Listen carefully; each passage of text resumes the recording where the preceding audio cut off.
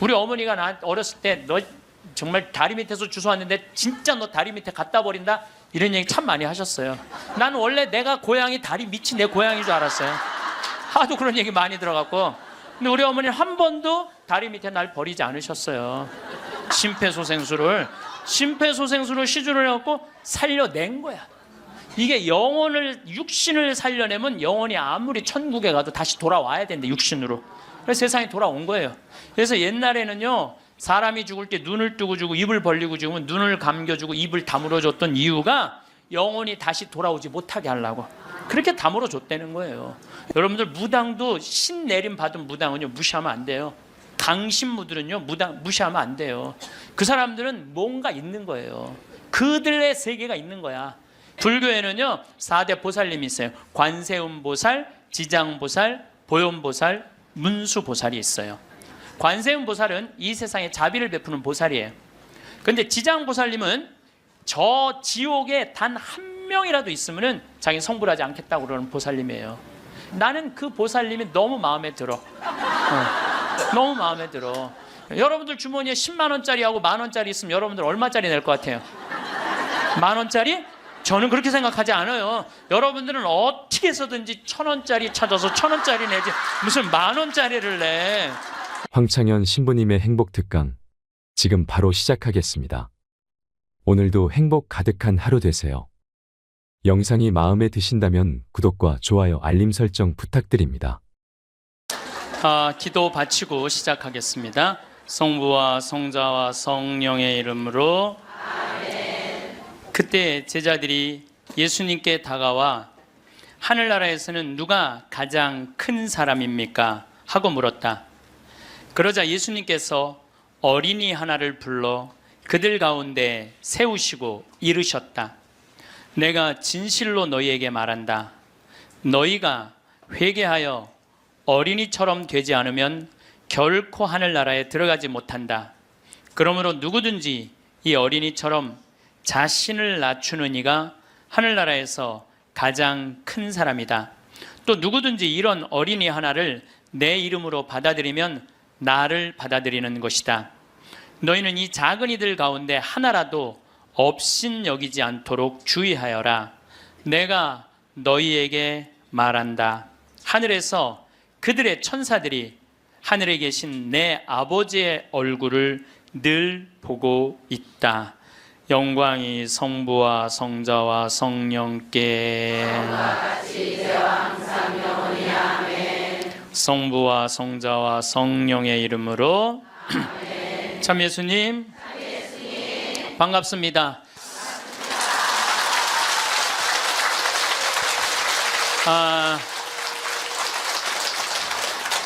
지난주에 앤더슨 시 코리아라는 뉴욕의 정형외과 의사가 벼락 맞은 얘기를 했습니다. 벼락을 맞아서 죽었더니 몸에서 영혼이 빠져나와서 자기 시신을 장모님이 쫓아내려와서 울고불고 하고 이 사람아 죽으면 어떻게 하나?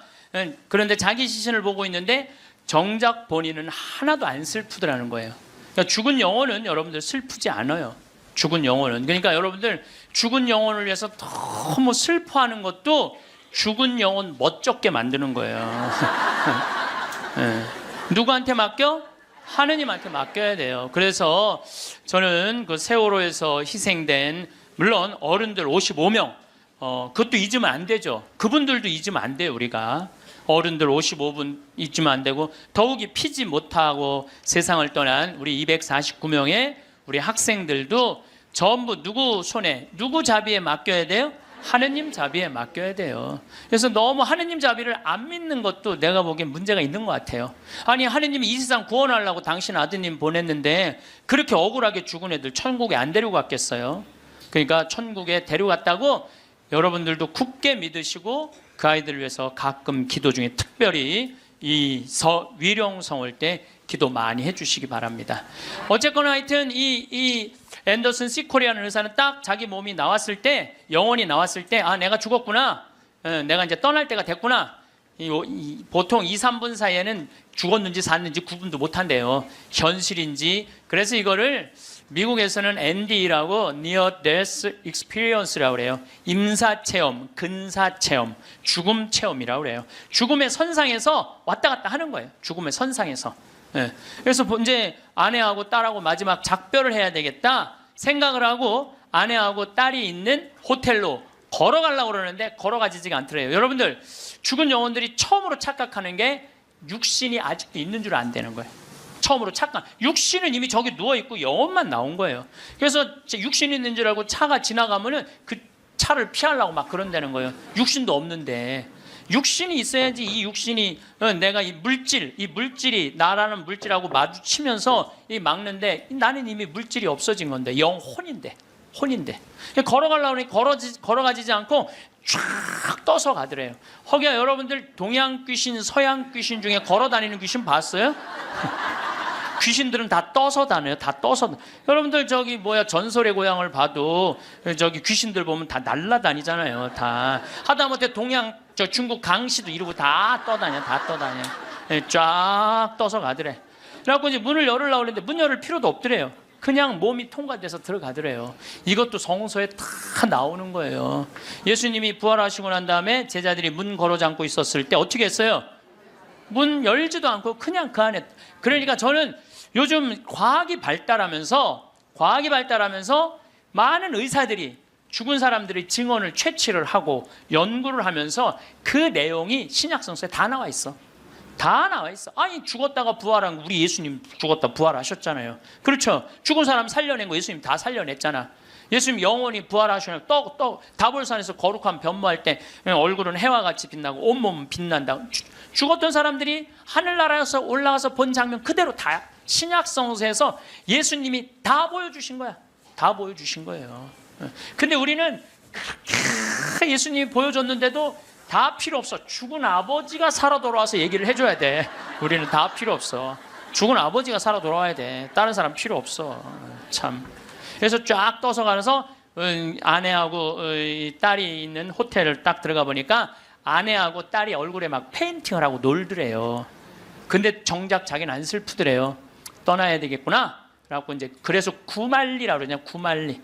그래서 그 죽은 사람들의 특징이 저 빛 있는 데까지 가는 여행길이 그렇게 멀게 느껴진대요. 근데 그 속도가 너무너무 빠르다는 거예요. 그래서 여러분들 우리 죽은 영혼들 잘 떠나가라고 죽으면은 마당에다가 못 떠나요. 사자밥 떠놓잖아요. 맷밥이라고 흰쌀밥 3그릇, 신발 3켤레, 국 3그릇, 그 다음에 엽전 3입 놓잖아요. 그게 뭐예요? 저승사자 둘 오니까 둘하고 죽은 본인 잘 떠나보내라고. 그리고 어디는 또 간장까지 떠놓는데요. 네, 간장을 왜 떠놓는지 아세요? 이게 짜게 먹으면은 물 자꾸 먹히려고 중간에 서서 물 먹는다고 천천히 떠나가라고. 아니면 다시 돌아올 수도 있다. 그래서 간장도 떠놓고 된장도 떠놓는 거라는 거예요. 그래서 이거 죽은 이들을 위한 그런 것들이 너무너무 많은 거예요. 어쨌거나 하여튼 이제 이 앤더슨 C 코리아라는 의사는 나와갖고 하늘나라 딱 올라가는 순간 이 사람도 역시 신앙이 없는 사람이에요. 여러분들 내가 이 공부를 참 많이 해봤는데 하늘나라 올라갔다 온 사람들 중에 성당 안 다니는 사람 상관없대요. 상관없대요. 되게 어떤 사람들이 하늘나라에 많이 올라가냐면 이 세상 사랑하고 사람 사랑하고 아끼는 사람이 되게 올라갔다 오고 나쁜 짓 한 사람들은 다 어두운 데 갔다 온다는 거예요. 그러니까 성당 열심히 다닌다고 다 하늘나라 가는 거 아니야. 이것도 성서에 다 나와. 마태복음 7장 21절에 뭐라고 그래? 나더러 주님 주님 한다고 다 하늘나라 가는 건 아니다. 내 말을 실천하는 사람이라야 하늘나라 간다. 그러니까 성당을 아무리 다녀도 사람 미워하고 본당 신부 미워하고 막 옆에 있는 사람 미워하면 그 사람은 성당 다녔나 마나예요. 근데 이 앤더슨 C 코리아는 착하게 살았나 봐. 하늘나라로 올라가서 그 빛을 느끼는 순간 신으로부터 오는 걸 거부할 수가 없더래요. 신으로부터 오는 걸. 완전한 평화 충만한 사랑을 느낀 거지. 그래갖고 이제 하늘나라에서 너무 행복하게 있는데 마침 뒤에서 기다리고 있던 사람이 누구냐 하면은 간호사였어. 간호사가 기다리고 있었는데 앞에 사람이 벼락을 맞아 팍 쓰러지니까 어떻게 배운 대로 심폐소생술을 시작을 한 거예요. 심폐소생술을 시주를 해갖고 살려낸 거야. 이게 육신을 살려내면 영혼이 아무리 천국에 가도 다시 돌아와야 되는데 육신으로. 그래서 세상에 돌아온 거예요. 그래서 옛날에는요, 사람이 죽을 때 눈을 뜨고 주고 입을 벌리고 죽으면 눈을 감겨주고 입을 다물어 줬던 이유가 영혼이 다시 돌아오지 못하게 하려고. 그렇게 다물어 줬다는 거예요. 근데 이 사람은 너무 천국에서 행복하게 있는데 이 간호사가 이 주책맞게 심폐소생술을 해서 살려낸 거야. 살아 돌아왔는데 이 앤더슨 C 코리아라는 의사는 문제는 하늘나라에서 들은 음악이 너무 아름다웠던 거야. 하늘나라 간 사람들의 특징이 뭐냐면 너무나 아름다운 음악을 들은 게 그 사람들의 특징이야. 너무 아름다운 음악을 들어서 그걸 자기가 연주하고 싶은 거야. 그래서 이 사람은 94년부터요 박사학위가 2개야. 심리학 박사에 정형외과 박사인데 이 사람은 바이엘부터 피아노를 배워요. 배워서 2002년에 음반을 발표를 해요. 내가 유튜브를 통해서 그걸 들었는데 너무너무 연주를 잘하더라고요. 이 사람은 자기 죽었다가 아니 무슨 무당이 갔다 오거나 뭐 이런 사람이 갔다 오면 무당도 무시할 건 안 되죠. 여러분들 무당도 신 내림 받은 무당은요 무시하면 안 돼요. 강신무들은요 무당 무시하면 안 돼요. 그 사람들은 뭔가 있는 거예요. 그들의 세계가 있는 거야. 이게 그냥 옛날에는 뭐 우리 교회만 나와 이게 아니야. 이제는 이게 인간한테 있는 영적인 기운은요 그 상관없는 거예요. 어쨌거나 하여튼 이 사람 연주하는 걸 들어보니까 내가 너무너무 아름답더라고. 우리 가톨릭 안에도 벼락 맞아 죽은 사람 있죠. 95년 5월 5일 콜롬비아의 글로리아라는 치과 의사가 이 논문을 쓰다가 책 찾으러 여동생하고 이 사촌 여동생하고 가다가 벼락을 맞아 죽어요. 그 사촌 여동생 그 자리에서 즉사예요. 항상 신앙이 열심히 해갖고 목에 목걸이를 하는데 글리 들어가고 심장을 완전히 그냥 강탈을 해버려요. 그 자리에 죽어버려요. 그리고 이 글로리아라는 의사는 벼락을 맞았을 때 어떤 일이 벌어지느냐면 간이 다 타요. 간이 다 타고 신장도 다 타요. 난소도 다 타버려. 난소도 다 타버리고 이 젖꼭지로 번개가 나와요. 그래갖고 이 오른쪽 젖꼭지가 날아가버려요. 젖이. 그럼 완전히 다리도 다 타고 완전히 죽은 거죠. 근데 이 여동생이 그 병원에 또 의사였어. 의사들이 죽었다. 이거 산소호흡기 뛰자. 절대 못 뛰겠다. 난 우리 언니는 죽은 게 아니다.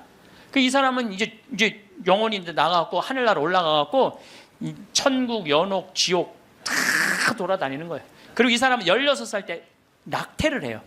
그러면서 하느님이 너 낙태한 거 그래 다 보여주는 거야.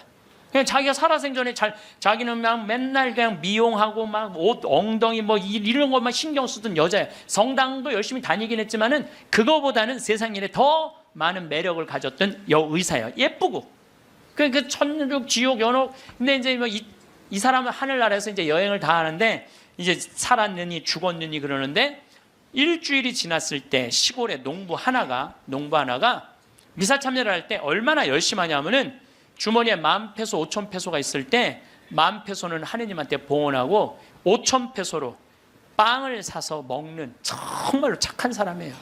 여러분들 주머니에 10만 원짜리하고 10,000원짜리 있으면 여러분들 얼마짜리 낼 것 같아요? 10,000원짜리? 저는 그렇게 생각하지 않아요. 여러분들은 어떻게 해서든지 1,000원짜리 찾아서 1,000원짜리 내지 무슨 10,000원짜리를 내. 우리 천주교 신자들이 무슨 10,000원짜리를 내요. 근데 이 시골 농부는 3년 전에 완전히 가뭄, 강도를 맞아서 그나마 키우던 닭까지 없던 사람이야. 아무것도 없는데 하느님한테 10,000페소 봉헌하고 5,000페소로 빵을 사요. 근데 저도 이번에 남미에 한 달 동안 강의 갔다 왔지만은 남미 사람들은요 빵을 다 신문지에 싸서 팔아요. 그리고 그 신문지를 싸서 빵을 펼치는데 신문지에 글로리아라는 의사 기사가 떠요. 그걸 보고 이 사람 그 자리에 무릎을 꿇어요. 하느님, 이 능력 있는 의사를 만약에 돌려보내신다면 내가 성모님 성지 순례를 갈 것이고 죽은 이들을 위한 기도를 열심히 하겠다고. 그걸 하느님이 들어요. 참 신기하죠? 그 사경을 헤매는 그 글로리아라는 의사한테 하느님이 하늘나라에서 이런 얘기를 해요. 내가 너를 살려 돌려보낼 것이다. 왜 돌려보내느냐 하면은 너의 공로가 아니다. 이 시골의 농부, 너무 나를 따르고 사랑하는 이 농부가 너를 위해 간절하게 기도했기 때문에 내가 너를 살려 돌려보내는 것이다. 돌아가서 이 하늘나라에서 본 것을 증언을 해라. 예, 그리고 살려 돌려보내요. 그래서 이 글로리아라는 의사는 살아 돌아와요. 그런데 한 일주일이 지나고 다리를 너무 피가 안 돌기 때문에 잘라야 된다고 그러는데 이 사람은 살아 돌아와서 간도 재생이 되고 난소도 재생이 되고 신장도 재생이 되고 다리도 다 재생이 돼요. 그래갖고 애까지 또 낳아요. 정말 애를 하나 더 낳아요. 그리고 지금은 온 세계에 다니면서 자기가 벼락마저 죽고 난 다음에 살아 돌아와서 하늘나라 경험 얘기한 걸 다 얘기를 해주는 거예요. 여러분들 우리 죽은 이들을 위해서 기도하는 거 우리 가톨릭 교회 가장 아름다운 전통 중에 하나예요. 그걸 모든 성인의 통공을 믿는다고 그러죠. 우리가 천상, 지상, 연옥 이게 서로 연결이 되는 거예요. 저는 이렇게 본당에 초상이 나면은 연도 바치러 꼭 갔어요. 연도를 바치러 딱 내가 이제 저녁 한 8시나 9시쯤 가면은 그 연도꾼들이 꽉 차 있으면 기분이 너무너무 좋아. 교우들이 연도 바치러 왔을 때 너무너무 기분이 좋아. 왜냐하면 여러분들 연도 바칠 때 뭐라고 그래요? 성부, 성자, 성령, 이 영혼 구원하여 주소서. 성모님, 요셉 성인 이 영혼 구원하여 주소서. 모든 천사이들 이름 부르면서 이 영혼 구원하여 주소서. 베드로, 야고보, 요한, 안드레아, 베네딕토, 루시아, 아네스 이 영혼 구해달라고 계속 성인들 이름 부르면서 구원해달라고 그러잖아요. 그럼 여러분들 생각을 해봐요. 우리가 이제 죽으면 하늘나라 올라가면은 하느님이 심판하지 않는다니까요. 베드로한테 맡겼잖아요. 베드로가 이제 천당 보낼지 연옥 보낼지 지옥 보낼지 결정할 거 아니야. 혼자 결정하지 않을 거예요. 수호천사 부르고 아까 성서에도 얘기했잖아요. 하늘의 천사가 너를 지켜보고 있을 것이다. 수호천사 부르고 수호 성인 부르고 연관된 성인들 다 불러서 천당 보낼 거냐 지옥 보낼 거냐 연옥 보낼 거냐 얘기를 할 거야. 근데 밑에서 계속 이름 불러대면 성인들이 회의하다 뭐라 그럴 것 같아요? 야 우리 이름 이렇게 불러대는데 웬만하면 올려보내자 그냥. 그게 바로 연도의 효과예요. 연도의 효과. 그래서 여러분들 본당에서 세상 떠나는 교우들이 연도 났다 그러면은 시간 내서 꼭 가서 술을 먹으라는 것도 아니고 그냥 잔칫밥을 먹으라는 것도 아니에요. 그냥 여러분들 가서 연도 바쳐주는 거 최고의 선물이에요. 예. 제가 지난 봄에 우리 교구에 젊은 신부님 엄마가 돌아가셔서 61에. 근데 그 엄마가 나 한참 병 모으고 비누 공장 할 때 많이 도와줬던 엄마야. 송탄 본당 자매님인데. 근데 내가 또 너무 우리 생태마을에서 그 아들은 지금 유학 가 있는데 우리 생태마을에서 같이 나오고 일도 많이 하고.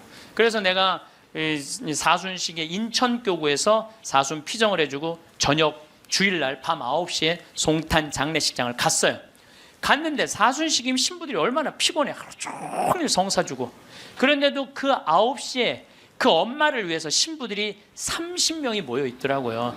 다음 날은 물론 주교님이 월요일날 장례미사를 해주시죠. 그런데 우리 수원교구는 신부님 부모님이 돌아가시면 주교님이 미사하기 전에 계속 매 시간 미사를 해요. 와서 그게 우리 신부들이 그 동기 신부들에 대한 예의야. 예의. 그래서 매 시간 그러니까 수백 명이 우리 수원교가 한 450명 되니까 수백 명이 와서 미사를 해주는 거야. 근데 그날도 내가 이제 마침 주례를 하게 돼갖고 미사를 주례를 하는데 하늘나라에서 회의하는 소리가 들리더라고요. 아니 진짜로 하늘나라에서 회의하는 소리가 들리더라니까요. 야,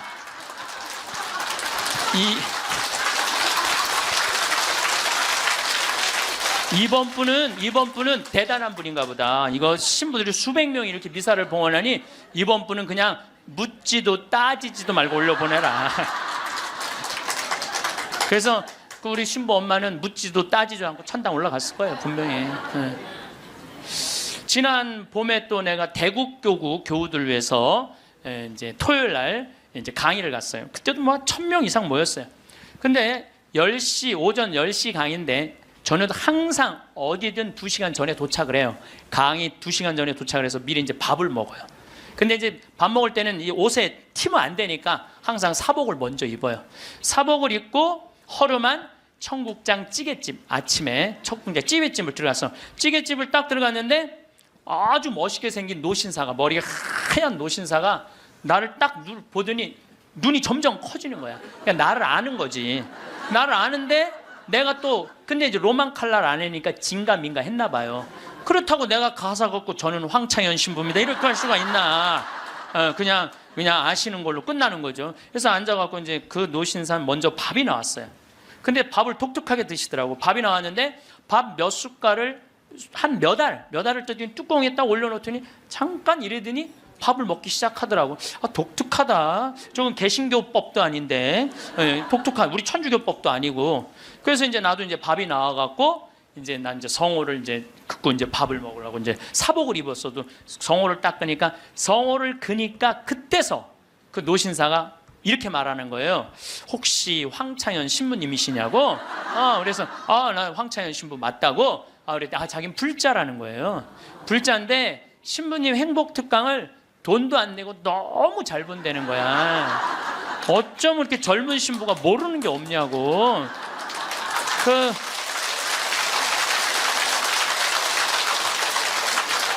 자식들한테 한 푼도 주지 말고 다 쓰고 통장에 500만 원만 남기라는 말 너무너무 공감한다고. 너무 고맙다고 그러더라고요. 그래서 감사합니다. 그리고 이제 내가 그분이 불자라는 말을 들었을 때 밥을 왜 몇 알을 떠놓고 뚜껑에 올렸는지 알아요. 영혼밥 떠놓은 거예요. 영혼밥. 네, 아까 내가 사자밥 말씀드렸죠. 우리 죽으면 영혼들 떠나 보내듯이 여러분들 우리도 밭에 나가고 일할 때 참 나오면 밥 몇 알 뿌리면서 뭐라 그래요? 이게요, 제가 아까 얘기했지만은 이게 영혼은 천주교 신자들만의 공유물은 아니에요. 모든 인간들이 죽어서 영원한 여행을 떠나는 거예요. 그 여행을 우리는 좀 안전한 동아줄을 떠나는 거고, 하느님 믿지 않는 사람은 어느 줄을 잡아야 되는지 모르고 떠나는 것 뿐이죠.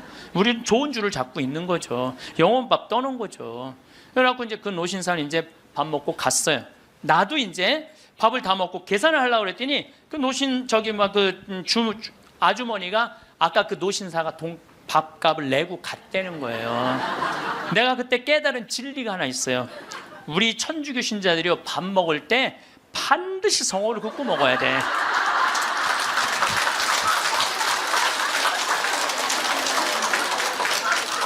그래야지 뭔가 얻어먹는 게 있는 거예요. 여러분들 성호를 꺼야지. 내가 지난달에도 우리 생태마을의 부관장 신부들하고 내가 또 신학교 보낸 신부들하고 여행을 같이 갔어. 단풍 여행을 갔어. 단양이라는 곳을 갔는데 전심에 이제 신부들 꽤 많았죠. 능이버섯 찌개를 시켰어요. 우리들 많이 시켰어요. 그래서 이제 다 나왔고, 야 우리 기도하고 먹자 그랬고 성호를 딱 긋는데 저쪽에서 아저씨 하나가 오더니 황 신부님이 있냐고 그러더라고요. 그렇다고 그러니까 자기 성당 안 다니는데 신부님 강의 너무 재밌게 보고 있다고, 밥값은 내가 내겠다고. 그래서 이 성호 걷는 게 진짜 중요해. 성호 걷는 게.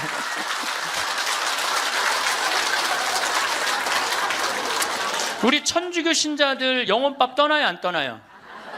떠나요. 왜 안 떠나요? 여러분들 영혼밥 떠나요. 우리 식사 후 기도 때 뭐라 그래요? 전능하신 하나님 베풀어 주신 모든 은혜 감사드리나이다. 주님의 이름은 찬미를 받으소서, 이제와 영원히 받으소서. 세상을 떠난 모든 교우들이 천재자비하심으로 평화의 은식을 얻게 하소서. 이게 영어 기도문에 없어요. 내가 영어로 식사 전후 기도 하거든요. 없어요. 영어. 한국에만 있는 기도문이에요. 영혼들을 위한 기도. 참 좋은 기도문이에요. 그러니까 이게 연옥 영혼들이요, 다른 나라 사람들 천주교 신자들 밥 먹을 땐 쳐다도 안 봐.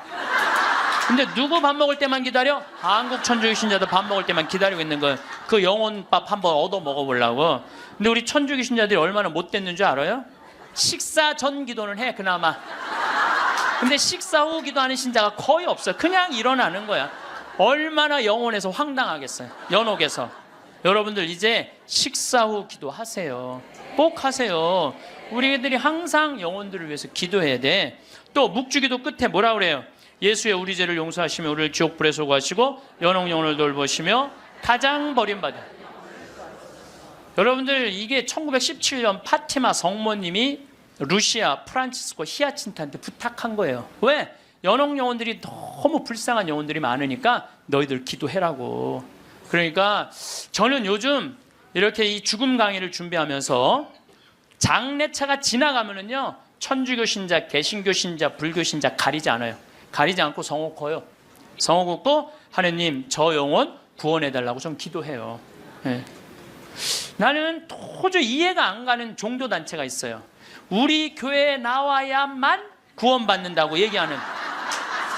근데 그 몇 명이냐면 14만 4천 명에 속해야만 구원받는다고.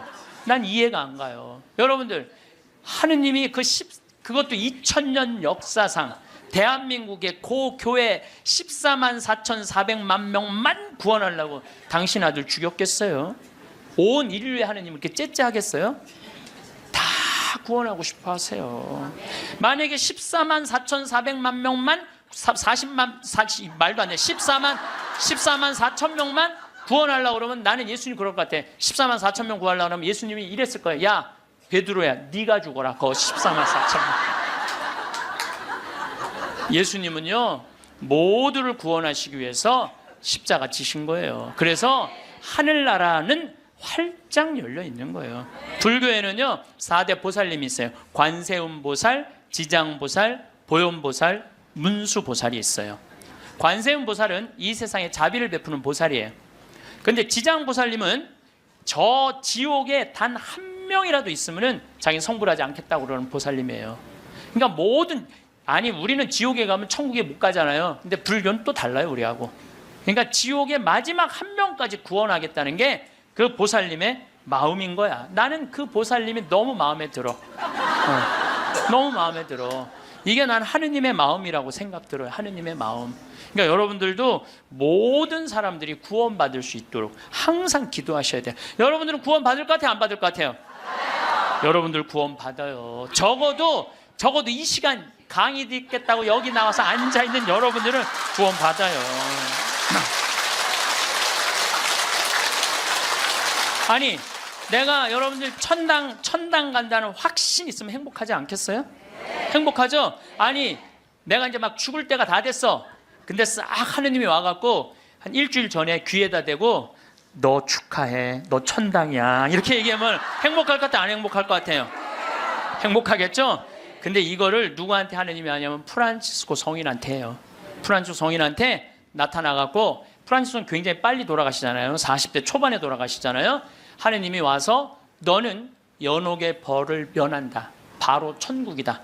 그랬을 때 프란치스코 성이 너무 행복하고 일주일 동안 밥을 안 먹었다는 거야. 너무 행복해서. 나도 지금 하느님이 오늘 저녁에 와갖고 창현아 너 천당이야. 너. 우리 인사발령 신부들 인사발령 굉장히 기다려지거든요. 저야 평창에 있으니까 인사발령이 별로 없으니까. 그래도 신부들 인사발령 굉장히 기다려져. 그 인사발령 때 가고 싶은데 너 거기야 라고 얘기하면 신부들이 얼마나 좋겠어요. 근데 우리 마지막 인사발령 너 천국이야. 마지막 인사발령. 근데 마지막 인사발령이 너 지옥이야. 그러면 어떻게 될 것 같아? 어떻게 될 것 같아? 가슴이 철렁하죠. 여러분들은 구원 받으세요. 예수님은요 마태오복음에 지옥 얘기 그렇게 많이 안 하세요. 마태오복음에 천국 얘기는 37번 하고 지옥 얘기는 13번밖에 안 해요. 다른 복음에는 아예 지옥이 거의 없어요. 지옥이 거의 없어요. 많이 나와요. 한두 번밖에 안 돼요.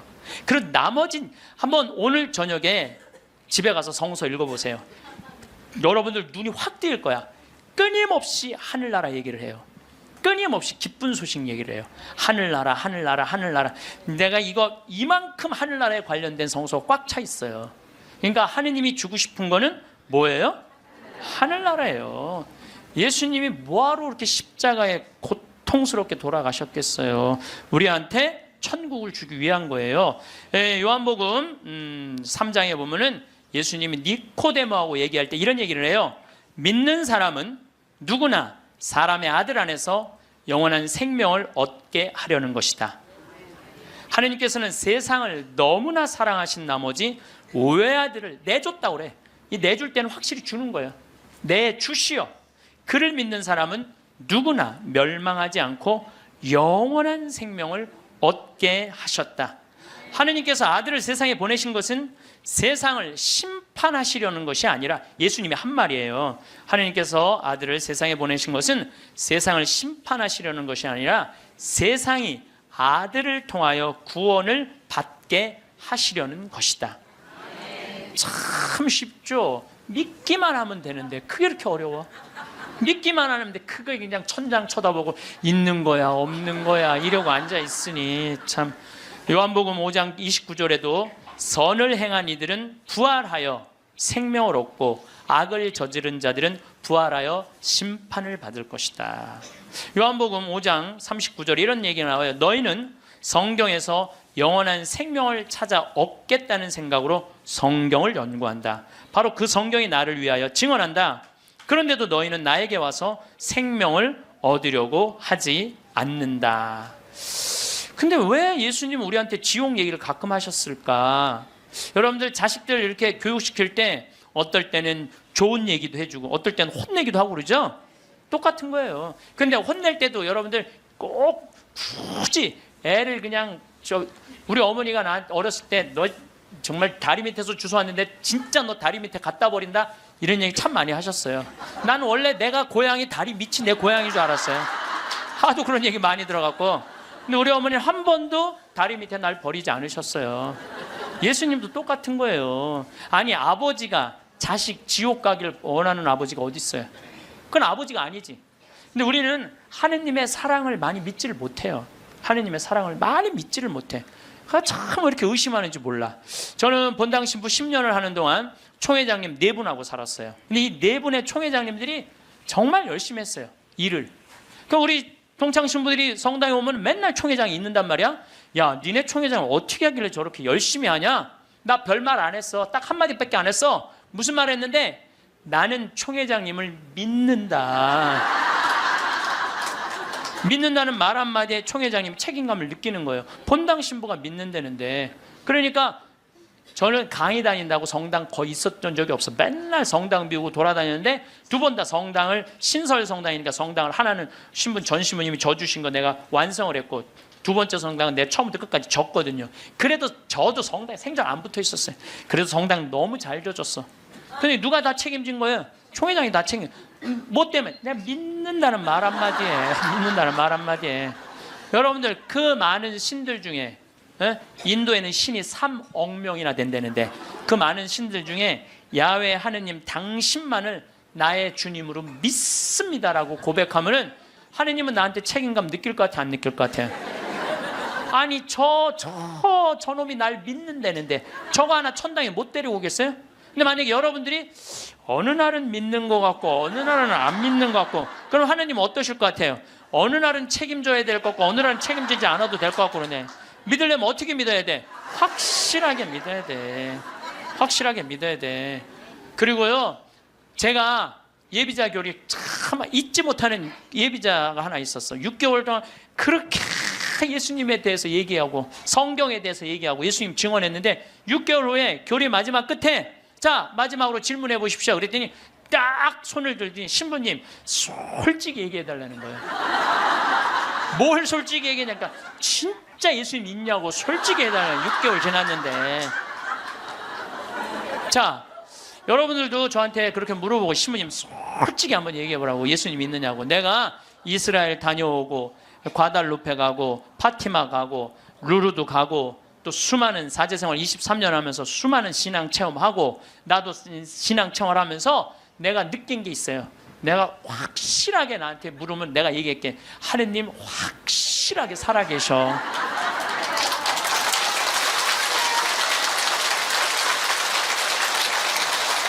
그런데 문제는 내 영혼의 상태 때문에 하느님을 느끼지 못하는 거예요. 하느님은 그냥 계셔. 근데 내 이놈의 영혼이 왔다 갔다 하는 거지. 하느님이 있다 없다 하는 게 아니야. 내 마음 안에 신앙이 있다 없다 하는 거지. 하느님은 그냥 그대로 그 자리에 계셔. 내가 깨어서 기도하고 주님을 끊임없이 찾고 주님께 찬양을 드리고 감사를 드리면요, 주님은 응답해 주세요. 근데 혼자 그냥 방구석에 갖고 있는 거야 없는 거야 이러면은요, 아무리 대답해 주고 싶어도 방구석에서 나와야지. 근데 여기 지금 나와 있는 분들은 대답을 듣잖아요. 마태복음 25장에 슬기로운 처녀, 미련한 처녀 얘기가 나와요. 슬기로운 처녀 등잔에는 기름이 많았고 미련한 처녀 등잔에는 기름이 하나도 없었어. 미련한 처녀들은 어떤 처녀들이 미련한 처녀들이냐면 맨날 의심하고 성당도 안 나오고 가난한 사람도 안 도와주고 그냥 이러고 있는 처녀들이 미련한 처녀들이에요. 슬기로운 처녀들은 어떤 처녀들이야? 명동에서 피정 있다 그러면 아침부터 와서 앉아있고. 그래서 이 처녀들이요,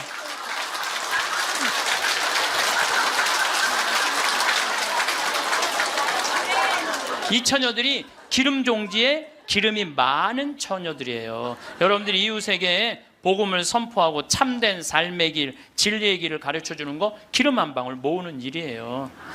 성교회는 어느 누구도 개인이 지옥에 떨어졌다고 단정 짓지 말라는 거예요. 단정 짓지 말라. 하다못해 어떤 부인이 남편이 다리에서 뛰어내려서 죽었어. 자살을 했어.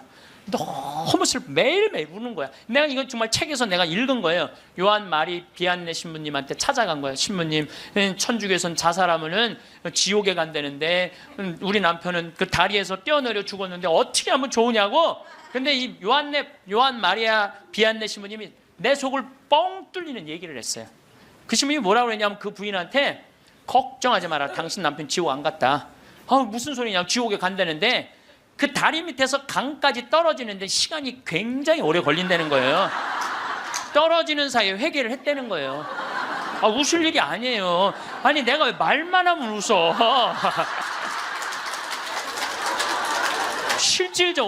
실질적으로 그 순간에 회개할 수 있다는 거예요. 그리고 당신 남편은 그 순간 떨어지면서 회개를 했기 때문에 지금 연옥에서 지금 훈련을 받고 있으니까 걱정하지 말라고. 연옥벌이 끝나면 천국에 올라가니까. 그래서 여러분들 우리가 예수 마리아 요셉만 외워도 연옥에 7년제가 감해진대요. 예수 마리아 요셉 누구 불쌍한 영혼들 기억하여 주소서. 3종 기도만 해도 10년을 감해진다는 거예요. 3년 기도. 그러니까 식사 후 기도, 예수 마리아 요셉 3종 기도 얼마나 좋아요. 밥 먹을 때 그냥 하면 되는데 그게 그렇게 힘들어? 아니 나는 우리 부관장 신부하고 아예 식탁에다 3종 기도 이렇게 써놔요. 그럼 써놔갖고 부활 3종 기도 또 그때 가면 또 까먹잖아. 부활 3종 기도 그냥 3종 기도 이렇게 해갖고 써놔요. 그래서 영어로도 한 번 하고 우리나라 말로도 한 번 하고 그래 좋더라고요. 3종 기도 하는 거. 식사 후 기도는 반드시 하고. 근데 어떨 때는 이게 우리 이제 식사 후 기도 훈련이 안 돼갖고 나 식사 후 기도 벌써 일어나서 가는 신자들 태반이야. 나는 전능하신 하느님 벌써 가. 아니 세상을 떠난 모든 교우들이 천재자비하시고 평화하시 아직도 한참 남았는데 이 전능하신 그러지 말라는 거예요. 1991년 팸 레이놀즈라는 이 가수는 미국의 가수인데 작곡가 겸 가수인데 심한 뇌 동맥류가 걸려요. 이 수술은 굉장히 위험한 수술이에요. 왜냐하면 이 사람을 수술하면 뇌에 있는 피를 다 빼야 돼.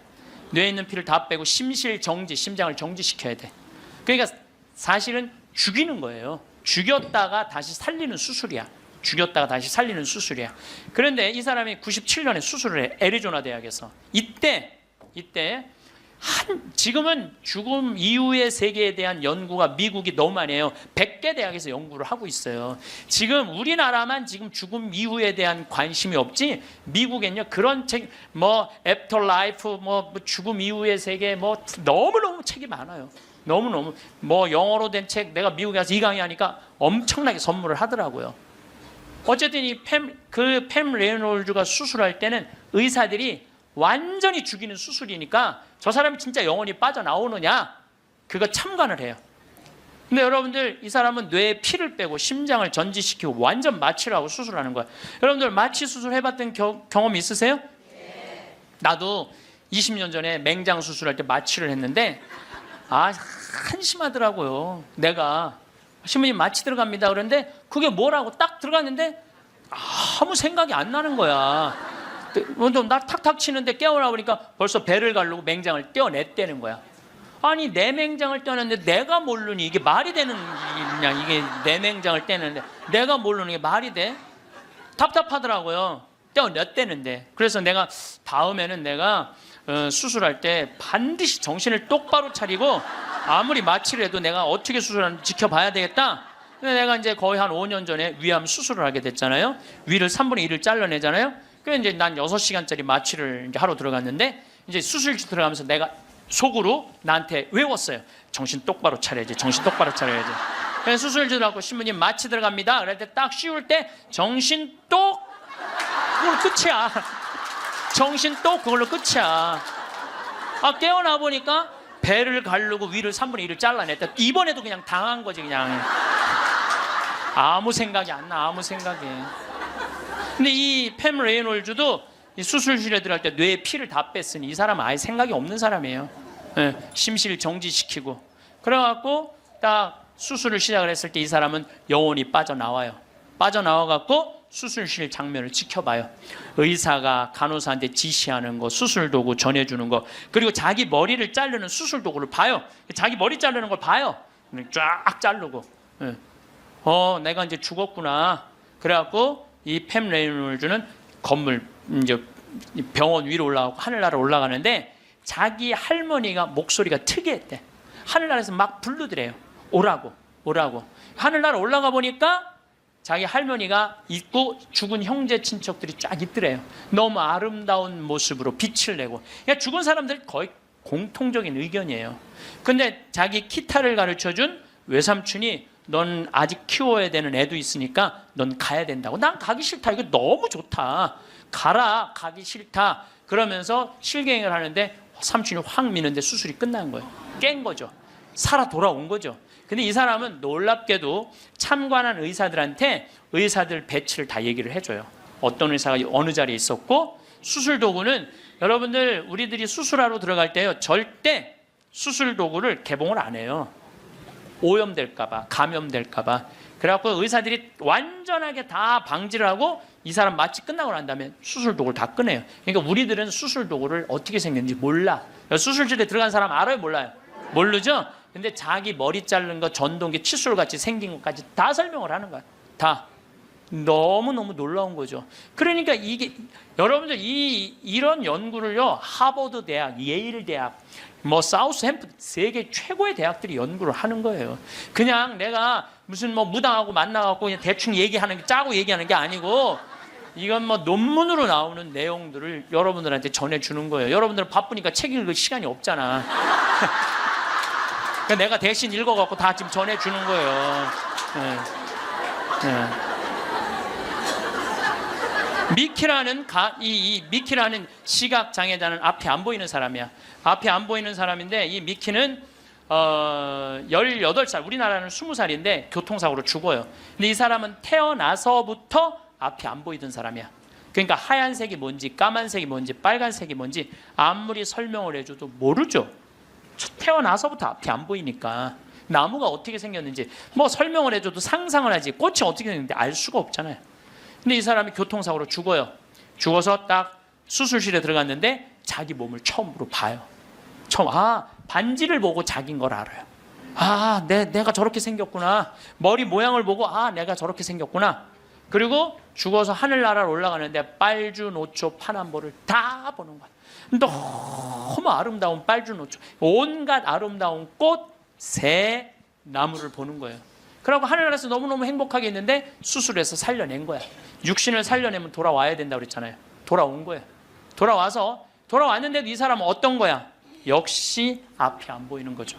역시 앞이 안 보이는. 근데 역시 앞이 안 보이는데도 이 사람은 모든 색깔을 너무 정확하게 설명을 하는 거예요. 모든 색깔. 나무는 어떻게 생겼고 꽃은 어떻게 생겼고. 이 미키라는 사람도 굉장히 중요한 연구 대상자가 돼요. 연구 대상. 왜냐하면 아예 시각 장애자인데 모든 색깔에 대한 설명을 너무 잘하는 거야. 한 번도 색깔을 본 적이 없는 사람인데. 그러니까 영혼이 빠져나가는 거죠. 영혼이 빠져나가는 거죠. 그래서 우리가 이게 죽는 걸로 끝나는 게 아니야. 죽음이 아니고 새로운 삶으로 옮아가는 과정인 거예요. 새로운 삶으로. 여러분들 이제 죽는 거 싫어요, 좋아요? 좋아해야 돼. 아니 죽는 게 싫으면 어떻게 해? 죽는 게 싫으면은 천주교 신자가 죽는 게 싫으면 어떻게 해요? 이제 죽는 거 좋죠?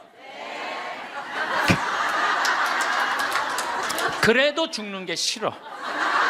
그래도 살아있는 게 나아. 이 이야기는 조금 더 다음 시간에 하면서 내가 죽음이라는 것이 그냥 우리가 하느님을 만나기 위해서는 반드시 죽음이라는 걸 거쳐야 돼. 제가 조금 어려운 얘기 하나 할게요. 나는 사실 어려운 얘기를 잘 안 하는 편인데 이번 건 굉장히 어려운 얘기예요. 요거는 방송 보면서 적어갖고 한번 묵상해 보세요. 데이아르드 샤르댕이라는 신부님이 있어요. 이분은 최고의 지성인이에요. 이분도 너무 유명한데 여러분들이 바빠갖고 이분 책을 읽을 시간이 없죠. 이분은 신학자면서 지질학자예요. 지질학자. 그런데 이분이 뭐라고 그러냐면은 우리는 이 육신은 영원히 이 육신을 잠시 경험하고 가는 거라고 그래요. 영원히 이 육신을 경험하고 가는 거야. 그러니까 이 육신은 그렇게 중요한 게 아닌 거야. 뭐가 중요한 거야? 영혼이 중요한 거야. 영혼이 중요한데 우린 영적인 삶을 살지 않기 때문에 그 영적인 세계에 대해서 답답한 거예요. 그러니까 너무 육신에 매달리는 거, 육신의 관계에 매달릴 때 영혼의 그 영적인 세계가 죽는 거예요. 그래서 여러분들 기도하는 시간 자주 가지시고 이런 피정 시간 자주 가지시고 그럴 때 영혼의 눈이 뜨일 때 내가 쓰고 있는 육신이 언젠가 떠나야 되는 육신이라는 걸 깨닫게 될 때 삶의 지혜는요 엄청나게 바뀔 거예요. 자, 여러분들 마침 기도로 그 유명한 천상병 시인의 귀천 하늘로 간다. 우리는 언젠가 하늘나라로 가잖아요. 그거 기도 바치겠습니다. 성부와 성자와 성령의 이름으로 아멘. 귀천 나 하늘로 돌아가리라. 새벽빛 와 닿으면 이슬 더불어 손에 손을 잡고 나 하늘로 돌아가리라. 노을빛 함께 단둘이서 길슬개서 놀다가 구름 손짓 하면은 나 하늘로 돌아가리라. 아름다운 이 세상 소풍 끝내는 날 가서 아름다웠더라고 말하리라. 영광이 성부와 성자와 성령께 성부와 성자와 성령의 이름으로 아멘. 감사합니다. 황창현 신부님의 행복특강이 어떠셨나요? 천상병 시인의 귀천이라는 시에서 마지막 구절이 참 기억에 남는데요. 아름다운 이 세상 소풍 끝내는 날 가서 아름다웠다라고 말하리라. 정말 그렇게 말할 수 있는 삶을 살아가야겠다는 마음이 들었습니다. 우리는 살아가면서 인연을 맺고 그 사람들과 인생의 시간을 보내지만 끝내는 이별의 순간을 맞이하게 됩니다. 오늘은 임종 24시간 전에 나타나는 증상을 말씀드리겠습니다. 임종 시간 예측은 어떻게 할 수 있을까요? 최근 임종을 맞이한 80명을 대상으로 말기 암 환자의 임종 전 특징을 살핀 연구를 발표했습니다. 특징은 환자 및 보호자가 호소하는 주관적 증상과 의료인에 의해 관찰되는 객관적 징후를 모두 살폈습니다. 그 결과 가장 많이 나타나는 주관적 증상은 수면 시간 증가, 의식 혼탁 및 선망, 안정 시 호흡곤란이었습니다. 불안 및 우울감이나 구토, 식욕부진, 복부 불편감 등은 빈도가 매우 낮았습니다. 가장 많이 나타나는 객관적 징후는 혈압 감소, 의식 수준 변화, 산소 포화도 감소, 맥박수 증가 순이었습니다. 임종이 다가오게 되면 음식과 물을 많이 먹지 않아 소변의 양이 줄어들고 신장의 기능이 저하되어 소변의 색이 농축되어 진한 녹차의 색깔이 납니다. 또한 신체의 모든 기능이 저하되어 몇 초 동안 숨을 쉬지 않다가 깊은 숨을 거칠게 몰아쉬는 등 호흡 또한 매우 불규칙적으로 진행되며 가래의 양이 많아 호흡이 힘들 수 있습니다. 제거되지 않은 가래들은 목구멍 뒤쪽에 모여 숨을 쉴 때마다 그르렁거리는 소리를 내게 됩니다. 혈액 순환이 잘 안 되기 때문에 피부색이 검거나 퍼렇게 될 수 있습니다. 그리고 임종자는 마음의 변화 또한 찾아옵니다. 변화라기보단 걱정거리가 생긴다고 할 수 있습니다. 바로 남아있는 이들에 대한 걱정입니다. 만약 임종 직전 울부짖는 모습을 보이게 된다면 그 고통과 슬픔은 임종자에게까지 전해집니다. 남아있는 저희들은 걱정하지 마세요. 임종자가 마음의 평안을 얻고 남아있는 이들에 대한 걱정과 부담에서 벗어날 수 있도록 긍정적인 말을 건네주어야 합니다. 그리고 마지막 순간까지 손과 발을 어루만져 주세요. 가족이 옆에 있음을 느끼게 해주는 것입니다. 우리가 당신의 옆에 있으니 걱정하지 말고 편히 쉬세요. 그가 안심하고 평안할 수 있게 말입니다. 건강의 차이가 곧 인생의 차이입니다. 이 영상을 보고 계신 분들은 힘든 상황을 견뎌내고 있을 거라 생각됩니다. 주변의 많은 분들이 너무 힘든 시기를 겪고 있는 요즘 조금이나마 힘을 내게 하는 영상이었길 바랍니다. 어머니의 임종이 생각나 또 눈물이 나네요. 사랑하는 어머니, 너무 그립습니다. 이상으로 책틀맨이었습니다. 지혜를 쌓는 당신의 오늘이 아름답습니다. 더 좋은 영상으로 찾아뵙겠습니다.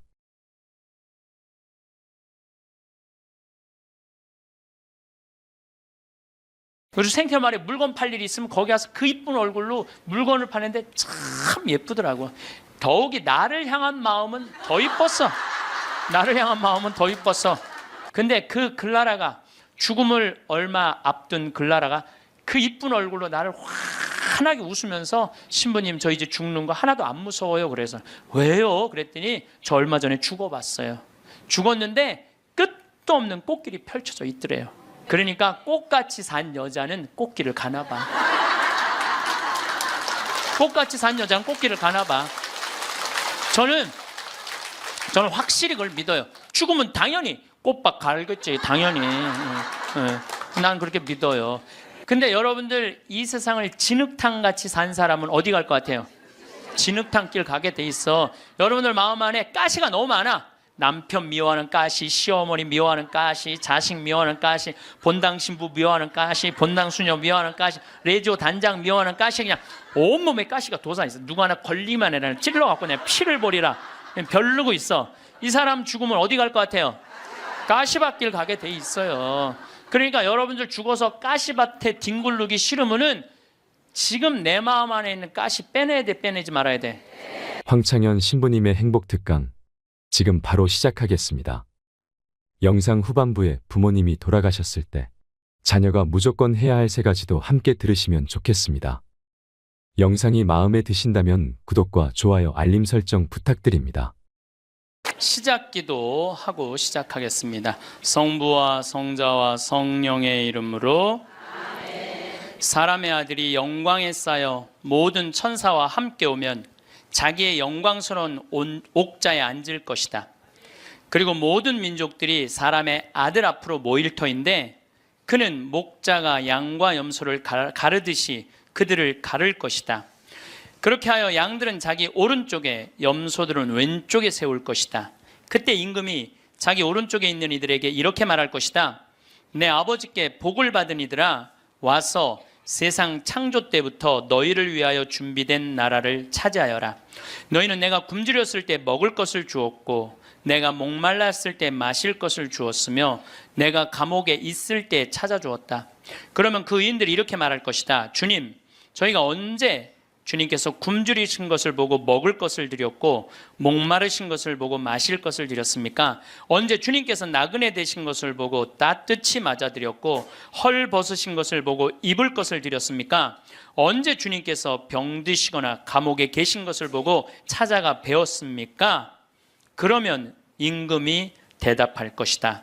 내가 진실로 너희에게 말한다. 너희가 내 형제들인 이 가장 작은 이들 가운데 한 사람에게 해준 것이 바로 나에게 해준 것이다.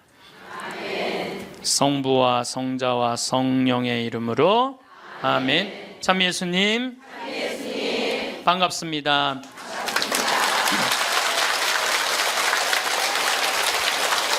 우리는 지금 위령성어를 맞이해서 죽음에 대한 이야기를 심각하게 지금 하고 있습니다.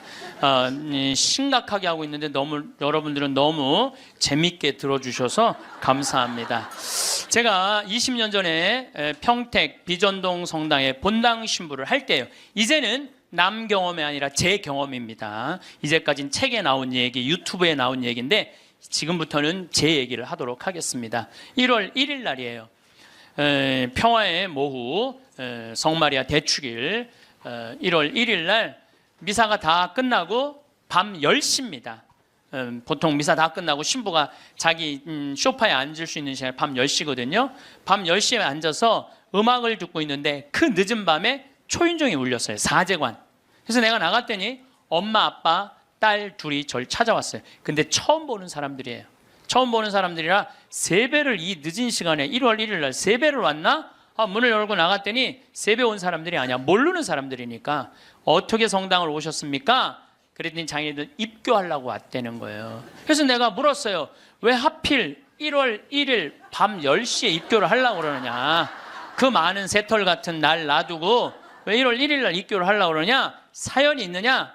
그랬더니 사연이 있대. 무슨 사연이 있느냐 그랬더니 자기 아버지가 살아생전에 그랬대요. 하느님을 믿느니 내 주먹을 믿어라. 천당, 지옥 이런 건 없다. 니네들 신부 목사들이 니네들 돈 울겨 먹으려고 겁주는 거다. 죽으면 끝나는 거지 무슨 천국, 지옥이 있느냐.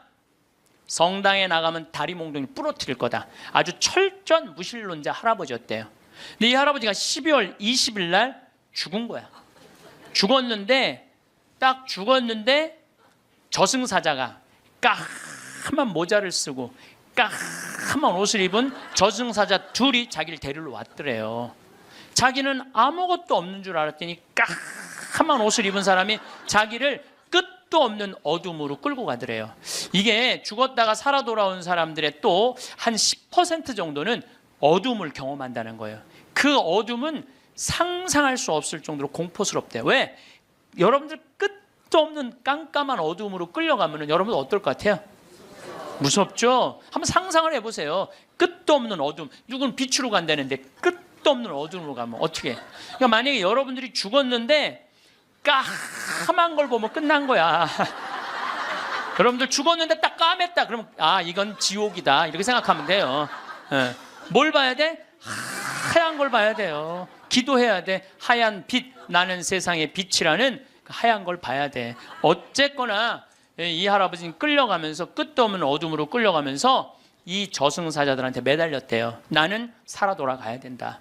왜 살아 돌아가야 되느냐? 그랬더니 나는 내 자식이 지금 셋이 있는데 그 자식들한테 신앙생활을 못하게 했는데 저승이 없다고 그랬는데 이렇게 저승이 버젓이 있으니 어떻게 하면 좋으냐고. 그래갖고 이 아버지를 땅에다가 3일째 하관 땅에다 묻는데 관을 두들기더래요. 실질적으로 이건 제 경험을 얘기하는 거예요. 관을 두들기를 해. 그럼 뚜껑을 열어보니까 죽은 아버지가 살아 돌아온 거야. 그야말로 죽은 아버지가 살아 돌아온 거야. 그야말로 죽은 아버지가 살아 돌아온 거예요. 여러분들 아까 내가 첫 시간에 계속 그랬죠.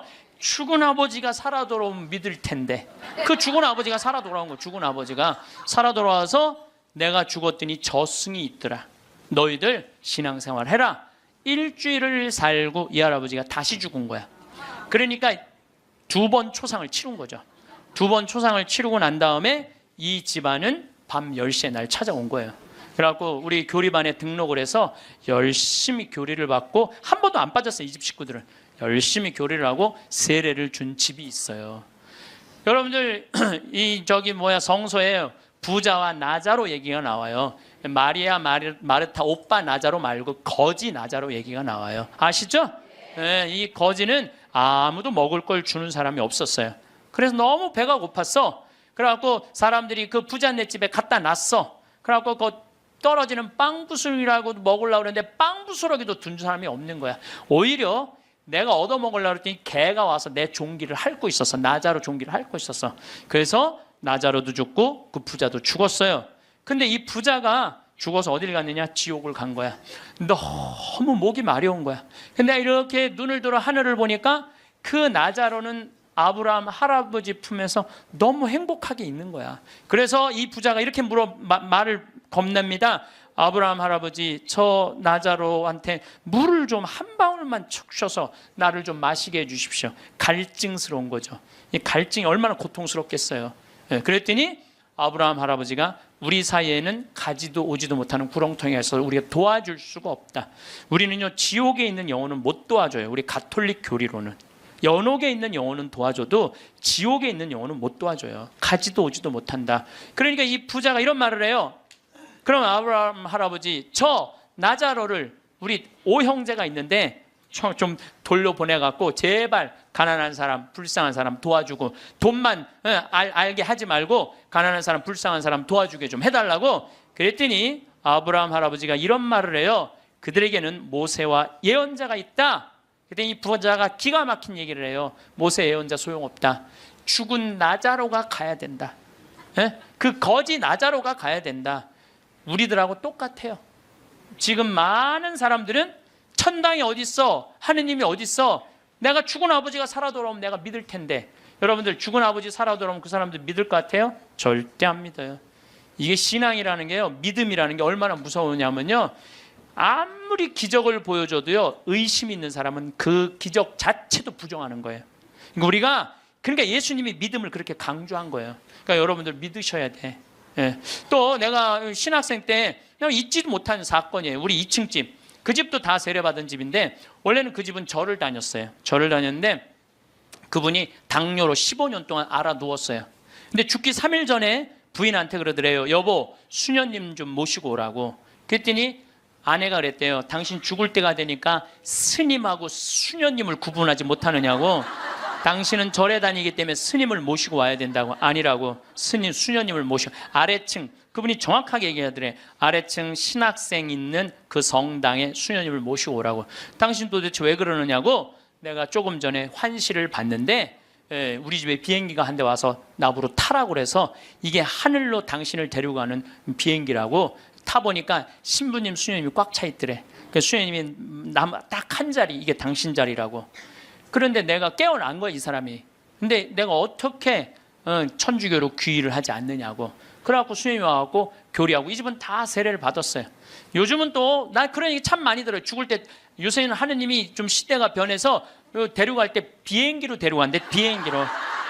그런 얘기 정말 많이 들어요. 비행기로 데려간대. 그래서 비행기 타고 가는 사람들 많은가 봐. 하여튼 우리가 죽으면은 영혼이 여행을 떠나는 건 확실해요. 제가 7년 전에 우리 생태마을에 암 환자가 많이 살고 있어서, 지금은 이제 암 환자들하고 안 살아요. 암 환자가 많이 살고 있는데 그 중에 글라라라고 있어요. 정말로 예쁘게 생겼어요. 얼굴도 예쁘고 마음도 예쁘고.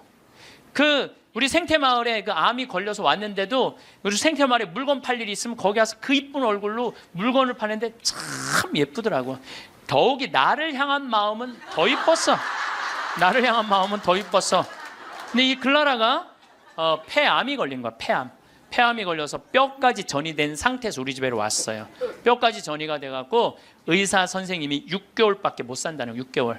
근데 이 글라라 자매님은 소원이 있는 거야. 아들이 서울신학교 2학년을 마치고 군대에 갔는데 그 아들이 군대 제대하고 학부 3, 4학년을 마치고 대학원에 올라가고 3년을 더해서 신부 될 때까지 살아서 천미사 참여하는 게 소원이야. 천미사. 그러면 그렇게 살려면 7년을 더 살아야 되는데 6개월밖에 못 산다는데. 그래서 우리 황토 집에서 살아보자. 그래갖고 이제 황토 집 25평을 드렸어요. 그 그레고리오 형제님하고 글라라 자매님한테. 근데 기적같이 4년을 더 살았어요. 4년을. 서울대병원에서 당신은 살아있는 기적이라고. 온몸에 암세포가 있는데 이렇게 멀쩡한 거 보면 당신 기적 아니고는 설명이 안 된다고 맨날 의사 선생님이 그랬대요. 드디어 아들은 대학원까지 올라갔어요. 3년만 더 버티면은 드디어 아들 천미사를 볼 수 있는 거야. 그런데 그 더 이상은 못 견디더라고요. 머리까지 암이 전이가 되니까 그 이쁜 얼굴에 눈을 막 떠는데 내 가슴이 떨리는 거야. 왜 그러느냐 하면은 이제 살 날이 얼마 남지 않았구나. 그걸 보니까 너무 가슴이 아프더라고요. 결국은 일산 암센터로 갔어요. 내가 너무너무 사랑하는 가족들이니까 내가 찾아갔죠. 근데 그 글라라가, 죽음을 얼마 앞둔 글라라가 그 이쁜 얼굴로 나를 환하게 웃으면서, 신부님 저 이제 죽는 거 하나도 안 무서워요. 그래서 왜요? 그랬더니 저 얼마 전에 죽어봤어요. 죽었는데 끝도 없는 꽃길이 펼쳐져 있더래요. 끝도 없는 꽃길이 펼쳐져 있는데 그러더래요. 이 길이 하느님, 예수님, 성모님 만나러 가는 길이라고. 그러니까 꽃같이 산 여자는 꽃길을 가나 봐.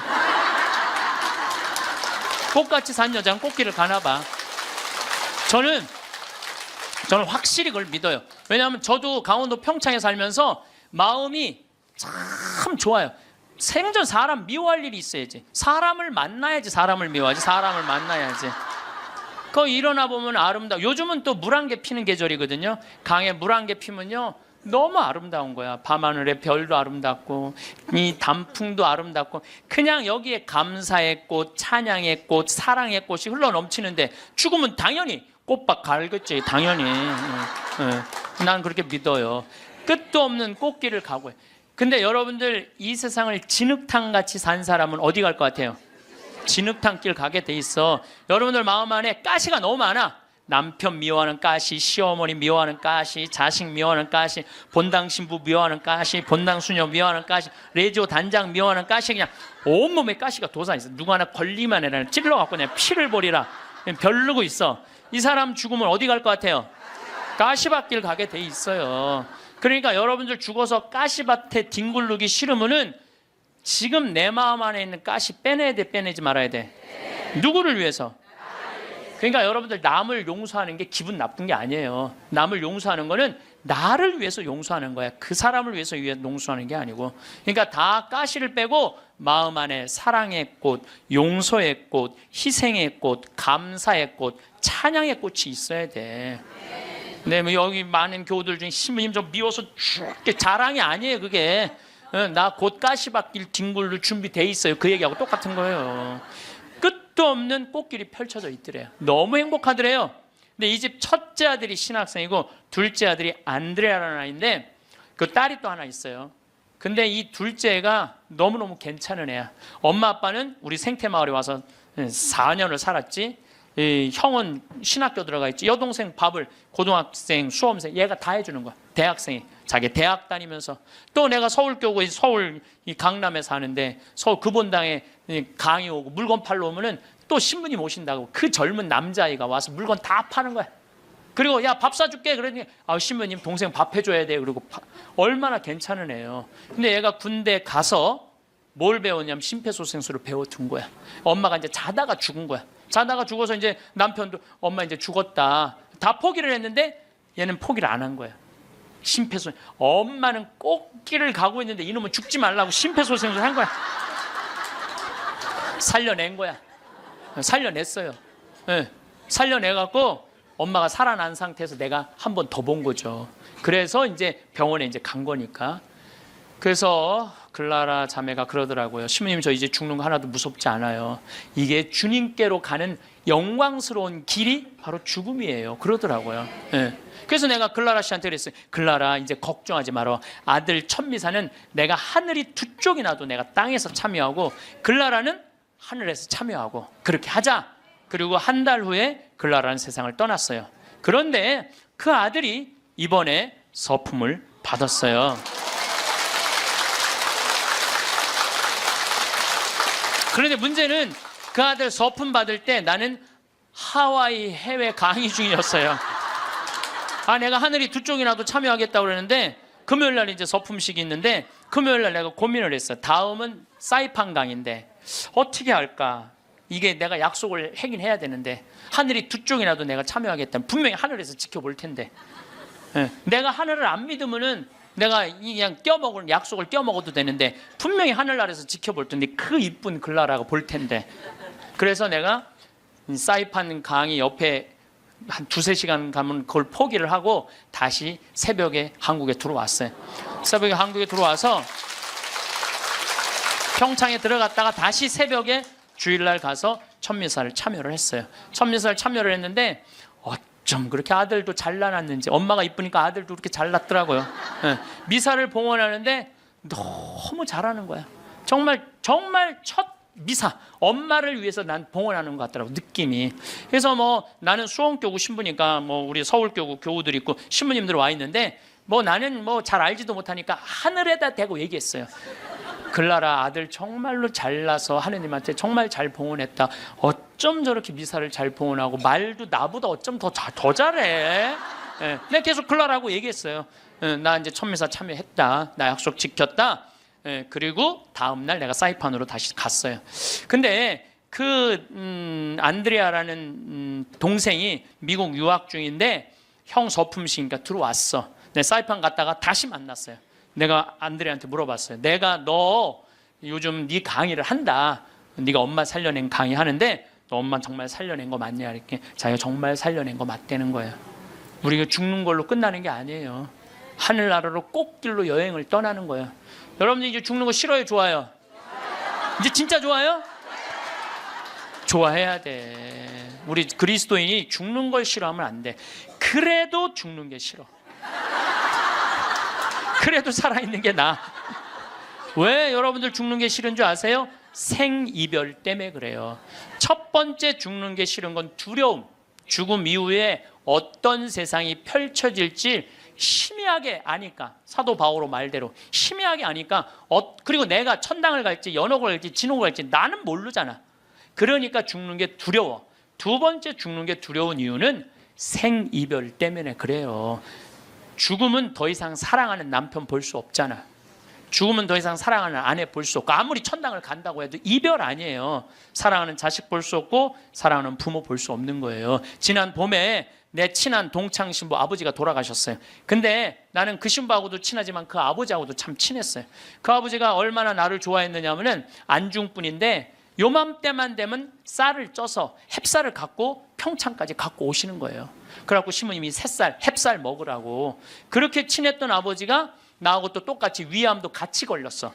그 같은 시기에. 근데 그분은 3기, 나는 1기. 그래서 나는 뭐 아무 문제가 없었는데 3기인데 안 되겠더라고요. 그래서 이제 84살에 돌아가신 거, 이번 봄에. 근데 이렇게 이제 관에 누워 계신 걸 보니까 우리 아버지도 84살이거든요. 아버지도 84살이니까 우리 아버지도 이제 세상을 떠날 날이 얼마 남지 않았구나, 이런 생각이 드는 거예요. 나도 아버지하고 이별할 날이 얼마 남지 않았다는 생각을 하니까 갑자기 슬프더라고. 이별을 해야 된다는 생각에. 내가 아버지를 정말 좋아하거든요. 참 잘생겼어요, 우리 아버지.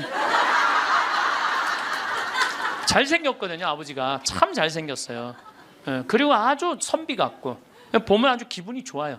근데 이 좋은 아버지하고 이별해야 된다니까 슬프더라고. 그래서 내가 그때부터 나하고 약속한 게 있어. 한 달에 한 번 아버지하고 반드시 밥을 먹으리라. 그래서 아무리 바빠도 수원 근처에 강의 가면은 전화를 해갖고 아버지하고 밥을 먹어요. 그래서 내가 아버지 보면서 이제 그 얘기는 안 하죠. 아버지 죽을 날이 얼마 남지 않아서 밥 먹는다, 그 얘기는 내가 안 해요. 아버지 죽을 날이 얼마 남지 않아서 밥 먹는다, 그런 얘기는 안 해도 이렇게 보면서 내가 이 아버지랑 자주 밥 먹어야지. 앞으로 봄은 얼마나 보나. 1년에 그래봤자 12번밖에 더 먹어요. 여러분 그렇지 않아요? 늙으신 부모님들. 내가 기껏 봐야 얼마나 보겠어. 20년밖에 더 보겠어, 아버지? 그러다 아버지가 100살에 돌아가셨어. 그러면 난 슬프지 않을 거라는 거예요. 그때는 떠나보낼 수 있어요. 살 만큼 살면 떠나보낼 수 있어요. 이번에 그 성심원이라는 보육시설이 있어요, 우리 수지에. 근데 거기에 상설자 수녀님이 김마리아 막달레나라는 수녀님인데 99살에 돌아가셨어요. 99살에. 며칠 전에 우리가 장례미사 갔는데 수녀님이 평생 1400명의 아이들을 길러낸 거야. 그 수녀님이 1400명을 길러내고 신부를 그 보육시설에서 5명을 만들어냈어. 신부를. 그 수녀님이 최대의 업적인 것 같아, 내가 보기에는. 그리고 그 수녀님은 나이를 먹으면 먹을수록 이쁜 얼굴이었어요. 참 예뻤어요. 그 수녀님 아는 분들은 제가 무슨 말을 하는 줄 알아. 근데 99살에 우리가 돌아가시기 전에 백수미사도 해드렸거든. 백수미사도 해드리고. 근데 이제 이렇게 수녀님 누워 계신 걸 보면서 참 멋있게 살다 가니까 하나도 안 슬픈 거예요. 하느님한테 갔구나, 이런 생각을 하니까. 사람은 그렇게 가야 돼요. 우리 아버지가 100살까지 살다가 행복하게 하면 난 행복하게 떠나보낼 수 있다, 이거 아버지. 떠나보낼 수 있어요. 그런데 이번에 세월호에서 죽은 애들, 피지도 못한 꽃이 죽으면 가슴이 아파요, 안 아파요? 얘네들 때문에 왜 아픈지 알아요, 여러분들? 얘네들 엄마들 생각을 해봐. 밥 한 번 더 차려주고 싶고, 한 번 더 쓰다듬어 주고 싶고, 장가도 보내고 싶고, 시집도 보내고 싶고, 쑥쑥 자라고 웃는 모습 하나만 봐도 너무 예쁘고 좋은데, 이젠 더 이상 아무리 밥을 차려주고 싶어도 차려줄 수도 없고, 아무리 같이 손잡고 여행을 가고 싶어도 갈 수가 없는 거예요. 내가 아무리 세월호에서 죽은 아이들 천당 접수했다고 이야기한들 이 엄마들한테 위로가 될까요? 이별이 그래서 슬픈 거예요. 사랑을 마저 하지 못했기 때문에. 여러분들 사랑 마저, 이제 좀 사랑 좀 하려고 그랬는데 죽으면 아파요, 안 아파요? 그래서 저는 사랑도 나중에 하지 말아라. 사랑도 언제 해라? 지금 해라. 죽고 난 다음에 울며 불며 통곡하지 말고. 여러분들 주위에 있는 사람들 어떻게 다 소중한 사람들이에요. 그 지금 사랑해야 돼. 나중에 사랑. 그 어떤 아버지가 단식하고 막 그러면서 그 아이한테 해주지 못한 게 너무 가슴 아프다고 그러잖아요. 죽고 난 다음에 후회하지 말라는 거예요. 옆에 지금 얼마나 소중한 사람들이 있는데 그 소중한 사람들한테 함부로 대하냐, 이거예요. 내가 본당 신부할 때도 60살 먹은 엄마가 죽었어. 40살 된 놈이 와갖고 울며 불며, 생전 찾아오지도 않던 놈, 뭐 4년 5년 한 번도 안 찾아온 놈이 울며 불며 이런 말해요. 왜 죽느냐고. 조금만 더 살면 내가 효도할 텐데. 그 자식은요, 엄마 80에 죽어도 그때 와서 뭐라 그래? 왜 벌써 죽느냐? 좀만 살아도 내가 효도할 텐데. 지금 효도하지 못하는 자식은요, 나중에 절대 효도 못합니다. 여기 지금 60, 70 되신 분들, 지금 40, 50 된 자식들 나중에 효도할 것 같아요? 점점 못합니다. 지금 못하는 자식은 나중에도 못하는 거예요. 그러니까 여기 지금 40, 50대신 분들, 30대신 분들, 내가 부모님한테 나중에 효도해야지. 어린 반푼어치도 없어요. 지금 하지 못하면 나중에도 못하는 거예요. 사랑도 마찬가지고 지금 해야 돼. 죽고 나서 울며 불며 아이고 불쌍해서 어떻게 사랑도 마저 못했는데 그러지 말라는 거예요. 그래서 이별이 슬픈 거예요. 10년 전에 내 동창 신부가 전화를 했어. 밤에 창현아 우리 성당에 와서 장례 미사 좀 해달라는 거예요. 야 본당 신부가 넌데 왜 내가 니네 장례 미사를 하냐. 그랬더니 자기는 도저히 눈물이 나서 장례 미사를 못 하겠다는 거예요. 왜? 고등학교 2학년 여학생, 자기를 너무나 따르던 여학생인데 미사 해설도 하고 독서도 하던 아이인데 백혈병에 걸려서 죽었다는 거예요. 백혈병에 걸려서 죽어서 그 집에 갔는데, 초상집에 갔는데 그렇게 눈물이 나더래요. 그 아이의 모습을 보고. 그래서 이 신부가 이제 저녁에 집에 와서 고민을 한 거야. 아니 그 사진만 봐도 눈물이 나는데 장례 미사 할 때 자기는 끝까지 할 자신이 없더래요. 그래서 나한테 전화를 한 거야. 네가 좀 해줬으면, 아무 상관없는 네가 와서 좀 해줬으면 좋겠다는 거야. 그래? 그럼 내가 가서 해줄게. 갔어요. 갔더니 정말 꽃같이 생겼더라고. 예쁘게 생겼어. 그걸 엄마 아빠가 맨 앞에서 보니 안 울어요. 처음부터 울기 시작을 해요. 또 수녀님이 옆에 위로한다고 옆에 앉아있던 수녀님도 그냥 같이 울고, 성당 같이 학생활동하던 애들도 울고, 그걸 보니까 교우들도 울면 계속 울잖아. 다 우는, 옆에 신부 울고 다 우는 거야. 나만 안 울고. 내가 끝까지 했어. 나만 안 울고. 이 피지 못한 꽃이 죽을 때 우리는요 슬픈 거예요. 나는 이번에 그 유병원 씨가 처음에 내가 한 100억 정도 해갖고 보상해주겠다. 나는 그 말이 얼마나 화가 나는지 몰라요. 왜냐하면요 거기 죽은 아이 중에 2명은 예비 신학생이야. 신학교 가려고 그랬던 애들이 우리 교회 안에도 있었어요. 그리고 거기 보니까 그림 잘 그리는 애들도 있고, 거기에 무한한 가능성, 돈으로 따질 수가 없는 거예요. 돈으로 따질 수 없는 꽃을 꺾은 거야. 그럼 책임을 지고 죽어야지. 그게 뭐야? 도망 다니다가 이것도 아니고 저것도 아니고 산 것도 아니고 죽은 것도 아니고. 이 정말로 화가 나요. 화가 나. 그걸 보면은요 얼마나 소중한 아이들인데 우리들이, 이 어른들이 걔네들 앞에 창피한 거예요.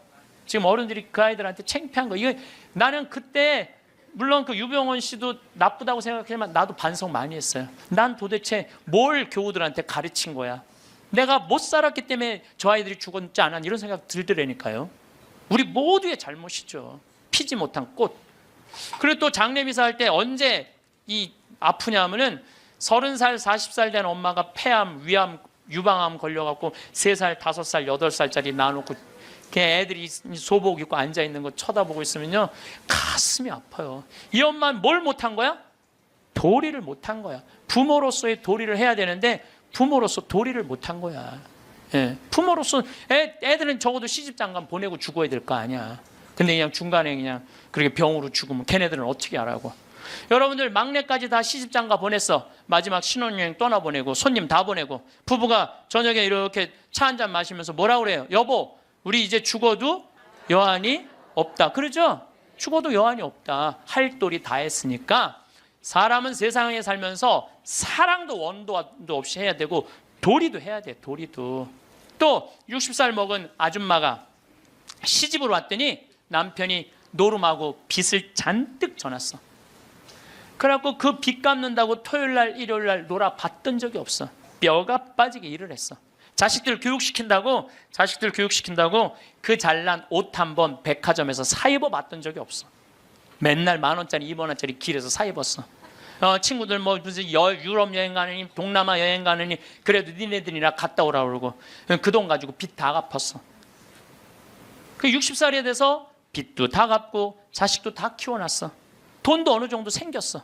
그래갖고 나도 이제 남들처럼 한번 호강 한번 해봐야지. 그래갖고 이제 나가서 외식 한번 하면 먹으면 속이 미식거리네. 미식거리더니 급기야는 뒷목이 땡기는 거야. 그래서 이상하다. 소화제 먹어도 안 되니까 병원에 가보니까 위암 말기라는 거야. 그럼 여러분들 위암 말기 환자들이 뒷목이 땡겨요. 이상하게. 3개월밖에 당신 못 산다고. 그러면 이 60 먹은 아줌마 죽어요 못 죽어요? 한번 호강 한번 해보려고 그랬더니 이제 한번 나도 남들처럼 여행도 다니고 맛있는 것도 사 먹으려고 그랬더니 나보러 죽으랜다고. 난 억울해서 못 죽는다고 그래. 사람은요 이 세상에 태어나고 뭐를 해야 되냐면 호강을 해야 돼요. 행복해야 돼요. 이걸 못하면요 죽을 때 한이 돼서 못 죽어요. 그리고 우리가 살면서요 여러분들 뭐가 있느냐면은 살면서 기뻐야 돼. 내가 봉사활동에 여기 교우들 아마 봉사활동하는 교우들 많을 거야. 그렇죠? 근데 하는 게 너무 힘들어. 지겨워. 근데 예수님 십자가 어디 갔어? 예수님 십자가 예수님 얼마나 고통스러웠을까? 저거 따라서 그 지겨운 그 봉사활동을 십자가 생각하고 계속해. 기쁨이 하나도 없어. 그런 분들 나한테 상담하면 내가 뭐라는 줄 알아요? 당장 관두라고 그래요. 예수님 십자가 생각하고 계속 하지 말라고. 그런 사람들이 나중에 열받으면 예수님 다시 십자가 못 박을 사람들이에요. 못 박을 사람들. 예, 그런 사람들이 못 박아요. 되게 기쁨이 없는 사람들이 나중에 그 공동체를 다 깨요. 뭐든지 기뻐서 해야 돼. 뭐든지 즐거워서 해야 돼. 내가 기쁘지 않고 즐겁지 않으면요 나중에 죽을 때 한이 되는 거예요. 저는 이번에 아프리카 여름에 7, 8월 달에 아프리카하고 남미를 갔어요. 말로는 봉사, 선교로 갔는데 내가 비행기를 105시간을 탔어. 105시간. 그러니까 5일 동안 비행기를 탄 거 5일 동안 하늘에 떠 있었어. 그것도 비즈니스도 아니고 이코노미로만. 근데요 많은 사람들은 다 그래요. 신부님 힘들지 않느냐고. 근데 저는요 하나도 안 힘들어요. 너무 좋아요. 내가 막 교우들 만나러 가고 아프리카 가는 게 아프리카까지 가는데 26시간 비행기를 타야 돼요. 여기서. 그런데도 하나도 지겹지도 않고 너무 좋아. 비행기 안에 있으면서 글 쓰고 이번에 이제 그 비행기 안에서 5일 동안 아무도 나를 건드리지 않잖아. 여기 있으면 그냥 온 사람이 날 건드리는데 비행기 안에서는 아무도 날 안 건드리거든. 그럼 5일 동안 그 책 쓴 거 그거 갖고 이제 원고로 이제 책을 이번에 내요. 그리고 나는 비행기 타면 즐길 줄을 알아요. 밤 비행기 타면요 여러분들한테만 내가 가르쳐 드리는 거야. 밤 비행기를 타면은요 비행기 표를 창가를 꼭 끊으세요. 창가. 그것도 날개에 끊으면 안 되고 맨 뒤에 꼭 꼬리 쪽에 끊으세요. 꼬리 쪽에. 그래갖고 비행기가 하늘에 올라가면요 깜깜할 때 창문을 열어보세요. 별이요 아래로 쫙 보여요. 별이 위로 보이는 게 아니라 아래로 쫙 보여요. 별똥별이 아래에서 쫙쫙 떨어질 때요 별똥별이 하룻밤에 2만 개가 떨어지니까 창문 열면 여러분들 아무 때나 볼 수 있어요. 얼마나 환상적인지 몰라요. 근데 잘 모르고 날개에다 끊으면 그 유도등 때문에 아무것도 안 보여요. 그래서 내가 맨 끝에 끊으라는 거예요. 비즈니스 끊으면 더 좋지. 비즈니스는 날개 앞이니까 잘 보이죠. 근데 거기 너무 비싸니까 날개 끝에 끊어갖고 가면은요 시간 가는 줄 몰라요. 글 읽고 책 쓰고 졸리면 자고 좋아서 하는 일이니까 힘들지가 않은 거예요. 그러니까 우리 인간은 살면서요 즐거워야 돼. 근데 호강을 못하고 죽는 사람들이 괴로운 거야. 그래서 저는 여러분들한테 삶을 좀 즐겨라. 청승 좀 떨지 말아라. 제발. 돈 있는 사람이든 없는 사람이나 다 똑같아. 돈 있는 사람, 돈 없는 사람이나. 그래서 제가 지난 2월 달에 우리 성지순례를 다녀왔어요. 80명의 교우들하고 이스라엘을 10일 동안 걸었어요. 그러니까 무슨 로마 갔다 오고 프랑스 갔다 오고 이게 아니라 나자렛에서부터 갈릴레아까지 걸었어요. 65km를. 근데 이스라엘은 딱 반으로 나누면 돼. 반 딱 나눠갖고 남북 우리나라 38선 가로듯이 반 나눠갖고 아래는 이 예루살렘, 예리고, 베다니아, 그 다음에 가자지구 요즘 전쟁하는 데 있죠? 거긴 사막이에요. 볼 거 아무것도 없어요. 화면을 보면 여러분들 맨날 거기만 보는 거야. 이스라엘을 잘 모르는 거지. 근데 나자렛에서부터 갈릴레아까지는 지중해성 기후예요. 그래서 11월 달에 우기가 시작이 돼. 지금부터. 그럼 2월 달이 되면은요 그 이스라엘 갈릴레아 들판 전체가 꽃으로 덮쳐요. 꽃으로. 그러니까 이스라엘을 성지순례 가면은 2월, 3월, 4월에 가야 돼. 아무것도 모르는 사람이 6, 7월에 여름에 가는 거야. 가면 아무것도 볼 게 없어요. 근데 2월 달에 가면은요 들판에 빨간 아네모네꽃, 우리나라 양귀비꽃 같은 게 있잖아요. 끝도 없이 펴 있어요. 쫙 80명의 교우들이 그 이 아네모네꽃 사이로 걸어가는데 한 폭의 그림이야. 그리고 이제 예수님 루카복음의 4장에 오늘 나한테 기름 부음 받았다. 가난한 이들한테 해방, 묶인 이들한테 자유를, 눈먼 이들에게 빛을. 이게 나한테 이루어졌다. 그러니까 나자렛 동네 사람들이 저거 목수아들 아니야? 목수아들인데 무슨 자기가 왕이 된대. 멱살을 끌고 예수님을 끌고 가요. 어디로 끌고 가냐면 점프 마운틴이라고 시험산으로 끌고 올라가. 거기서부터 걷기 시작을 하는 거예요. 왜냐하면 성서에 그렇게 나와 있거든요. 밀어 떨어뜨리려. 거기 보면 돌바위야. 밀어 떨어뜨리면 예수님은 뼈도 못 추려. 그 이스라엘 평화 밑으로 극 절벽이야. 거기서 그들을 뿌리치고 예수님은 복음을 선포하러 제자들과 함께 갈릴레아로 떠나셨다. 거기서 그걸 읽고 우리도 떠나는 거예요. 80명이. 이 예루살렘 대학에서 이번에 2000년 전에 예수님이 2000년 전에 어느 길로 갔을 거를 그대로 고증을 다 해놨어요. 그래서 지저스 크라이스트 트레일이라고 그래. 그리스도의 발자취라고 그래. 그걸 그대로 80명이 따라간 거야. 그러니까 과부의 아들 살린 나인이라는 동네도 들르고, 그 다음에 예수님 거룩한 변모한 다볼산도 가고, 그 다음에 가나의 혼인잔치도 가고, 예수님 맨날 먹을 거 사러 가면 세폴이라는 동네도 가고, 그 다음에 이제 히틴의 뿌리라고 밀밭. 여러분들 이스라엘은요 식량 자급률이 100%예요. 밀밭이요 끝도 없어요. 우리가 이스라엘 잘 모르는 게 너무 많아. 맨날 비행기 타고 버스 타고 다녀서 몰라. 걸어 다녀 보면요 밀밭이 끝도 없어. 그리고 양쪽에는 노란 겨자꽃이 65km 내내 펴 있는 거예요. 이 노란 겨자꽃이. 겨자가 왜 노래인 줄 알아요? 꽃이 노래서 겨자가 노래인 거예요. 네, 꽃이 노래서. 네, 그걸 열어보면은 노래요 실질적으로. 네, 겨자를 이렇게 밀어보면은 그러니까 65km 내내 가는 내내 예수님하고 제자들이 본 거라고는 겨자꽃밖에 본 게 없는 거야. 그래서 예수님 말만 하려고 그러면 겨자꽃이 보이니까 저거 봐라 겨자씨 하나일 만한 믿음만 있어도 돌 모아거나 하면 산에 있는 거 바다에 심겨질 것이다. 그리고 갈 때는 이 무릎 정도의 겨자가 자랐는데 갈릴레아 도착을 하니까 더미로 산더미로 5m 6m로 겨자꽃이 동산으로 이루고 있는 거야. 저거 봐라 하늘나라는 저거와 같다. 나는 이게 여러분들 가봐야 알아. 이렇게 백날 말하면 소용없어. 이런 얘기를 들으면은 무슨 생각이 들어요? 가고 싶다. 나도 한번 가보고 싶다. 죽기 전에 나도 한번 꼭 가보고 싶다. 이런 생각 들죠? 근데 나는 여러분들한테 너무 안타까운 게 바로 그거예요. 왜 그 좋은 데를 죽기 전에 가요? 지금 가면 안 돼? 지금 가세요. 지금 여행은 가슴이 떨릴 때 가야지 다리가 떨릴 때 가면 안 된다니까요. 그걸 죽기 전에는 다리 떨려서 못 간다니까요. 죽기 전에 가지 말고 지금 가세요. 내가 오늘 강의를 딱 왔는데 여기 이제 여기 명동성당 아주 이제 잘 해놨어. 보니까 아주 잘 해놨어. 아주 속이 후련해. 사람이 이제 모일 수 있는 장소도 있고 커피 마실 수 있는 장소도 있고 위도 아주 잘 해놨어.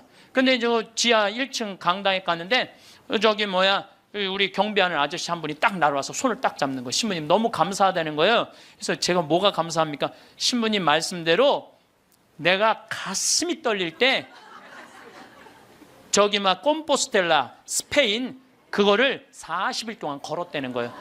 40일 동안 신부님 말대로 집 잡혀서 갔다 왔다는 거예요. 집 잡혀서. 그런데 자기가 은혜를 너무 많이 받았다는 거. 내가 이게 이스라엘 성지를 이렇게 가면서 그 학생 하나가 그 아이 잊지 못하는 아이가 있어요. 학생 하나가 딱 이 나를 만났는데 얘가 나를 어떻게 쳐다보느냐면 흰 눈동자 95% 까만 눈동자 5% 뜨고 쳐다보더라고요. 왜냐하면은 너 때문에 내가 끌려왔다 이거야. 네가 성지순례 쑥덕거려서 엄마 아빠가 가면서 얘를 강제로 끌고 온 거야. 그러니까 나를 흰 눈동자 95% 까만 눈동자 5% 쳐다보는 거죠. 근데 얘가 성지순례를 하는 첫날부터 눈이 아주 도끼가 있더니 이틀째 3일째 예수님이 걸어간 길을 걸으면서 예수님을 만나더라고요. 일주일째는 눈빛이 완전히 모세의 눈빛이 됐어. 관상의 눈빛이. 근데 얘가 성지순례하고 한날 후에 나한테 편지를 했어요. 신부님 저 가슴이 뜨거워서 어떻게 주체할 수가 없어요. 하느님이 내 안에 살아 움직여서 자기가 어떻게 할 수가 없다는 거예요. 근데 며칠 전에 내가 서천이라는 곳에 강의를 갔는데 그쪽 분이에요. 엄마 아빠가 왔어. 신부님 걔가 워낙 똑똑한 애거든요. 공부를 잘했던 애야. 근데 화학과를 갔는데 자기는 길을 못 찾아갖고 공부하는 게 싫다는 거야. 근데 얘가 지금 학교를 관두고 의대 공부를 한다는 거예요. 그래서 이제 내가 그랬거든. 나 좀 아프리카 봉사 가니까 의사가 돼갖고 좀 공부 좀 해라고. 근데 얘 공부하는 거예요. 이게요, 사람이요, 성지를 한번 갔다 오면요, 죽으면은 제일 좋은 건 죽으면 인생이 바뀌어. 죽어봐야 철이 드는데 죽는 건 좀 어려우니까 어떻게? 성지를 갔다 오는 게 좋아. 그러니까 여러분들 죽기 전에 가지 말고 언제가? 지금 가세요. 무슨 돈으로? 집 잡혀서 가라. 집 잡혀서. 집 잡혀서 가라. 여러분들 집 갖고 갈 거예요?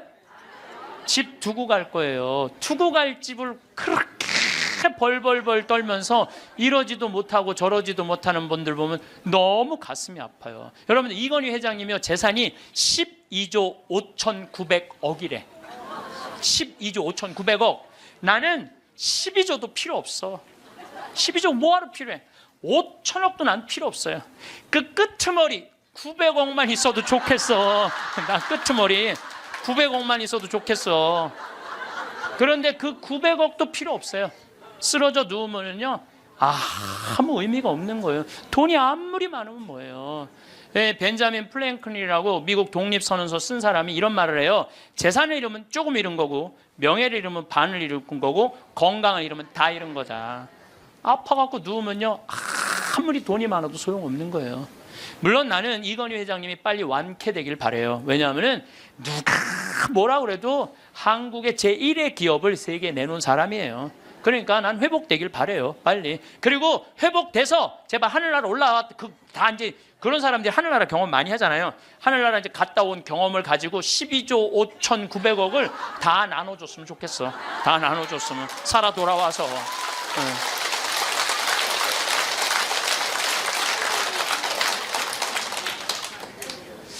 우리가요, 인생은 땅 따먹기하고 똑같은 거예요. 여러분도 어렸을 때 땅 따먹기 해봤어요, 안 해봤어요?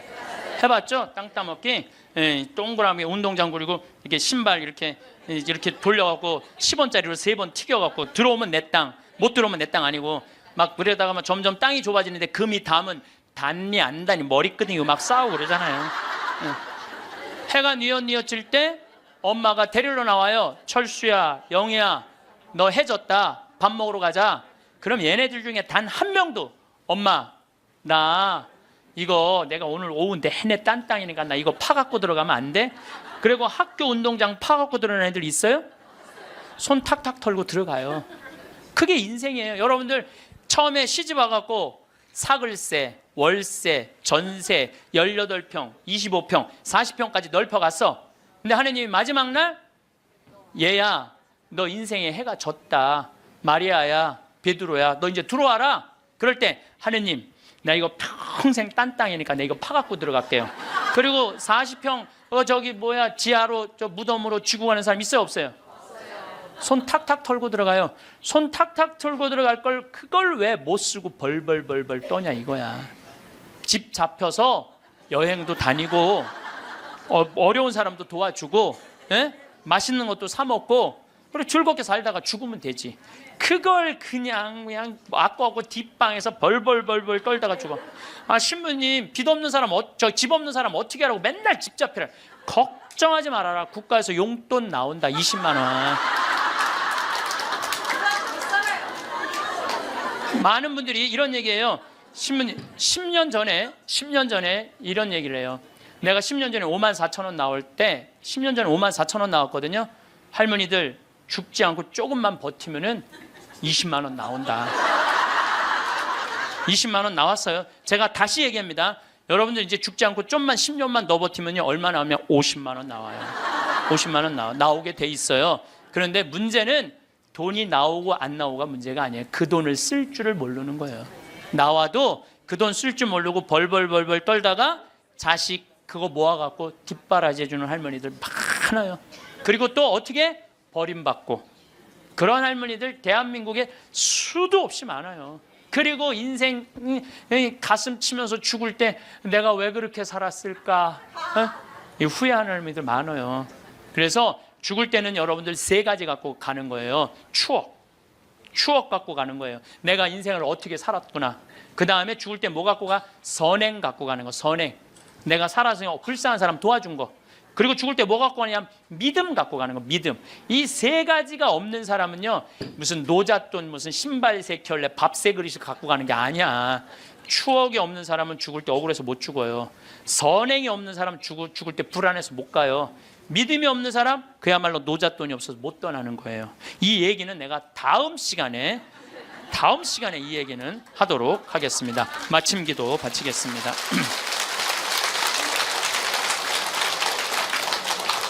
이 구상 시인이 우리 맨날 노벨상 받니 안 받니 그랬는데, 참 이 시를 죽음에 대한 시인데 너무 재밌게 썼어요. 그래서 여러분들 기도하면서 한번 들어보시면 좋겠어요. 성부와 성자와 성령의 이름으로 아멘. 흰 혼이불에 덮여 엠브론스에 실려간다. 밤하늘이 거꾸로 발밑에 들이우며 죽음의 아슬한 수렁을 짓는다. 이채로 굳어 뻗어진 내 송장과 사그라져 앙상한 내 해골이 떠오른다. 돌이켜보아야 차고 투성이 한평생 영원한 동산에다 꽃 피울 사랑커녕 땀과 눈물의 새싹도 못 지녔다. 이제 허둥대자 부질없는 노릇이지. 아버지, 저의 영혼을 당신 손에 맡기나이다. 신용만 했지 옳게 섬기지 못한 그분의 최후 말씀을 부지중 외우면서 나는 모든 상념에서 벗어난다. 또 숨이 차온다. 하느님 아버지, 저희들이 당신 아들이 죽음을 통해서 열어놓은 하늘나라를 가기 위하여 이 자리에 모였습니다. 당신은 사랑이 많으시기에 당신 아들을 이 세상에 내어 놓으실 정도로 우리를 사랑하셨기에 우리들은 당신의 자비를 믿나이다. 우리가 인간으로 살아가면서 나약한 점, 부족한 점, 그래서 쓰러질 때도 참 많습니다.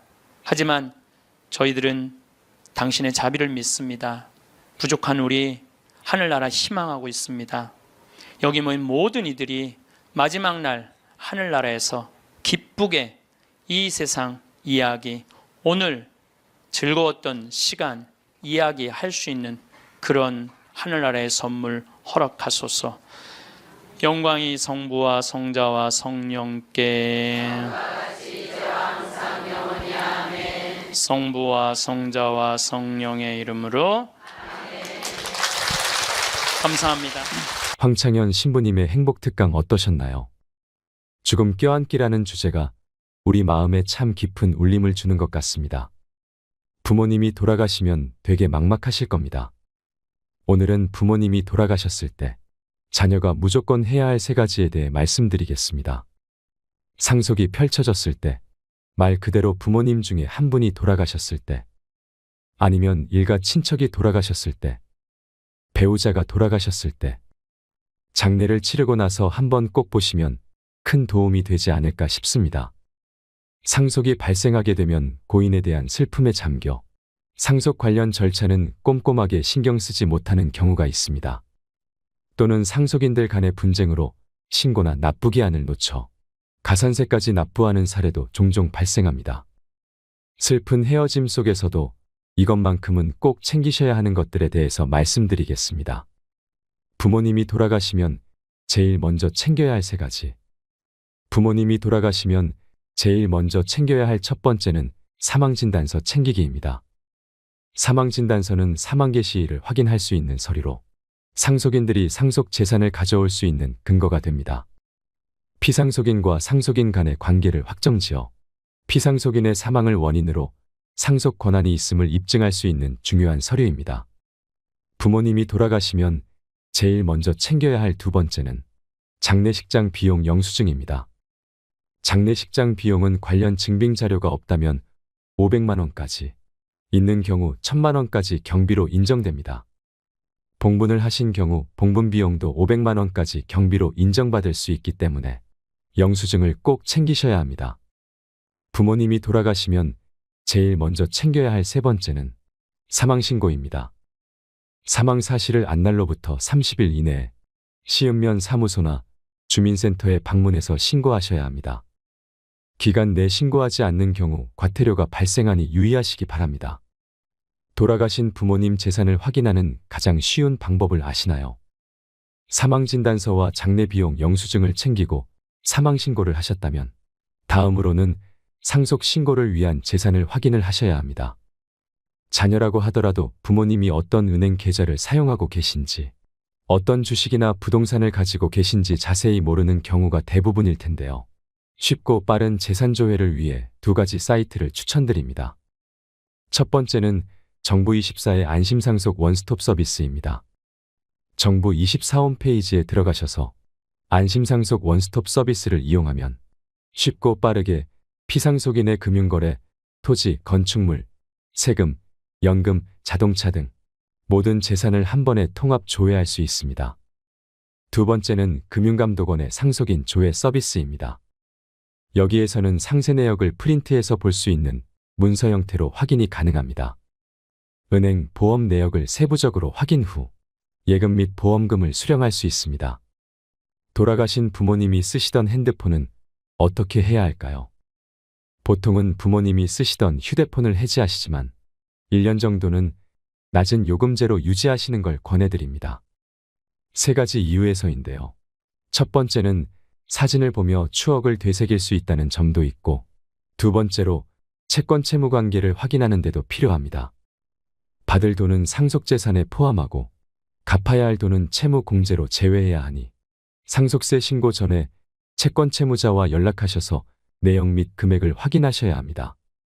마지막으로는 부고 소식을 듣지 못한 사람들을 위해서입니다. 해외에 체류하는 등 개인 사정으로 연락을 받지 못한 분들에게 작고 소식을 전할 수도 있습니다. 그리고 한 가지 더 아셔야 할 게 있습니다. 자식에게 용돈을 잘못 주면 상속세 폭탄을 맞습니다. 상속세 신고 시 주의하셔야 하는 점에 대해 한 가지 말씀드립니다. 바로 사전증여재산입니다. 상속세는 상속세 및 증여세법 상위 과세표준과 세율을 적용받음에 따라 상속인은 10년 이내, 상속인 외의 자는 5년 이내에 사전 증여재산을 합산하게 됩니다. 만약 상속 당시 상속재산은 10억 원이더라도 10년 이내 100억 원을 증여한 내역이 있으면 이를 합산하여 110억 원으로 신고하셔야 합니다. 따라서 10년간 피상속인의 모든 계좌 내역을 받아서 사전 증여 내역을 확인하셔야 상속세 신고 시 누락되는 부분이 없이 신고할 수 있습니다. 많은 분들이 과연 국세청에서 10년치 계좌 내역을 다 볼까 궁금해하실 텐데요. 네, 10년치 내역을 다 봅니다. 사망 전 10년 내에 주거래 은행을 바꾸었다면 이를 파악하여 10년간 모든 계좌 정보를 확인하는 게 중요합니다. 10년치 계좌 내역만큼은 전수로 확인하기 때문에 반드시 꼼꼼하게 확인하셔야 가산세를 피할 수 있습니다. 본세보다 무서운 게 가산세라고 하죠. 누락된 부분에 대한 조사가 실시되어 상속세가 추징되는 경우 무신고 가산세와 납부 불성실 가산세가 발생하는 점을 유의하셔야 합니다. 실제로 잘못된 신고로 증여재산가액은 3억 원이었으나 추후 가산세까지 추징되어 납부해야 할 세금이 3억 2천만 원이 된 경우도 있었습니다. 만약 고인의 자산보다 채무가 많은 경우에는 상속포기나 한정승인 제도를 활용하셔야 합니다. 상속포기는 피상속인의 자산과 채무 일체를 포기하는 것이고, 한정승인은 채무액까지만 자산을 승계하는 것을 말합니다. 고인의 자산과 채무 내역을 최대한 빨리 파악하셔서 과도한 채무 승계로 인한 피해가 없도록 하셔야 합니다. 마지막으로 부모님이 돌아가시면 6개월 내에 꼭 해야 하는 것에 대해 말씀드리겠습니다. 첫 번째는 부동산 감정평가입니다. 보통은 시가라고 하는 유사매매 사례 가격으로 부동산 평가를 합니다. 이는 같은 단지 내에 같은 면적 또는 5% 이내 면적의 물건, 공동주택 가격의 5% 이내의 부동산이 상속 개시일 전후 6개월 내에 팔린 가격을 말합니다. 다만 부동산 시장이 급락하는 상황에서는 부동산 감정평가를 받으시는 걸 추천드립니다. 부동산 감정평가를 받아 줄어든 평가액으로 상속세를 신고한다면 상속세 부담을 줄일 수 있습니다. 다만 추후 해당 자산 매도 시에는 해당 감정가가 취득가가 되기 때문에 미래의 양도소득세는 늘어날 수 있습니다. 반드시 줄어드는 상속세와 늘어나는 미래의 양도소득세를 비교하셔서 전략적으로 선택하셔야 합니다. 두 번째로 상속세뿐만 아니라 취득세, 종합소득세 등 각종 세금을 기한 내 신고하셔야 합니다. 간혹 상속인들 간의 분쟁으로 상속재산에 대한 소유권이 명확하게 정해지지 않은 경우에도 기한은 꼭 지키셔야 합니다. 그렇다면 세금은 누가 어떻게 낼 것이냐 고민이 많으시죠? 이때는 피상속인 계좌를 공동계좌로 만들 것을 추천드립니다. 우선 세금은 기한 내 납부하신 후에 상속인들 간 조율하시는 것이 현명합니다. 만약 고인이 사업자였다면 종합소득세 신고도 6개월 내에 해야 합니다. 흔히들 다음연도 5월까지라고 알고 계시는데 사망이 발생한 경우는 예외적으로 6개월 이내에 신고해야 합니다. 최대한 빨리 진행하셔야 신고 및 납부 지연으로 인한 불이익을 피하실 수 있습니다.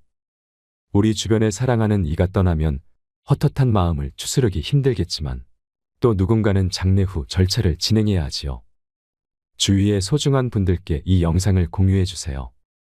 언젠가 필요한 순간에 도움이 되었으면 좋겠습니다. 오늘도 함께 해주셔서 감사드립니다. 이상으로 책틀맨이었습니다.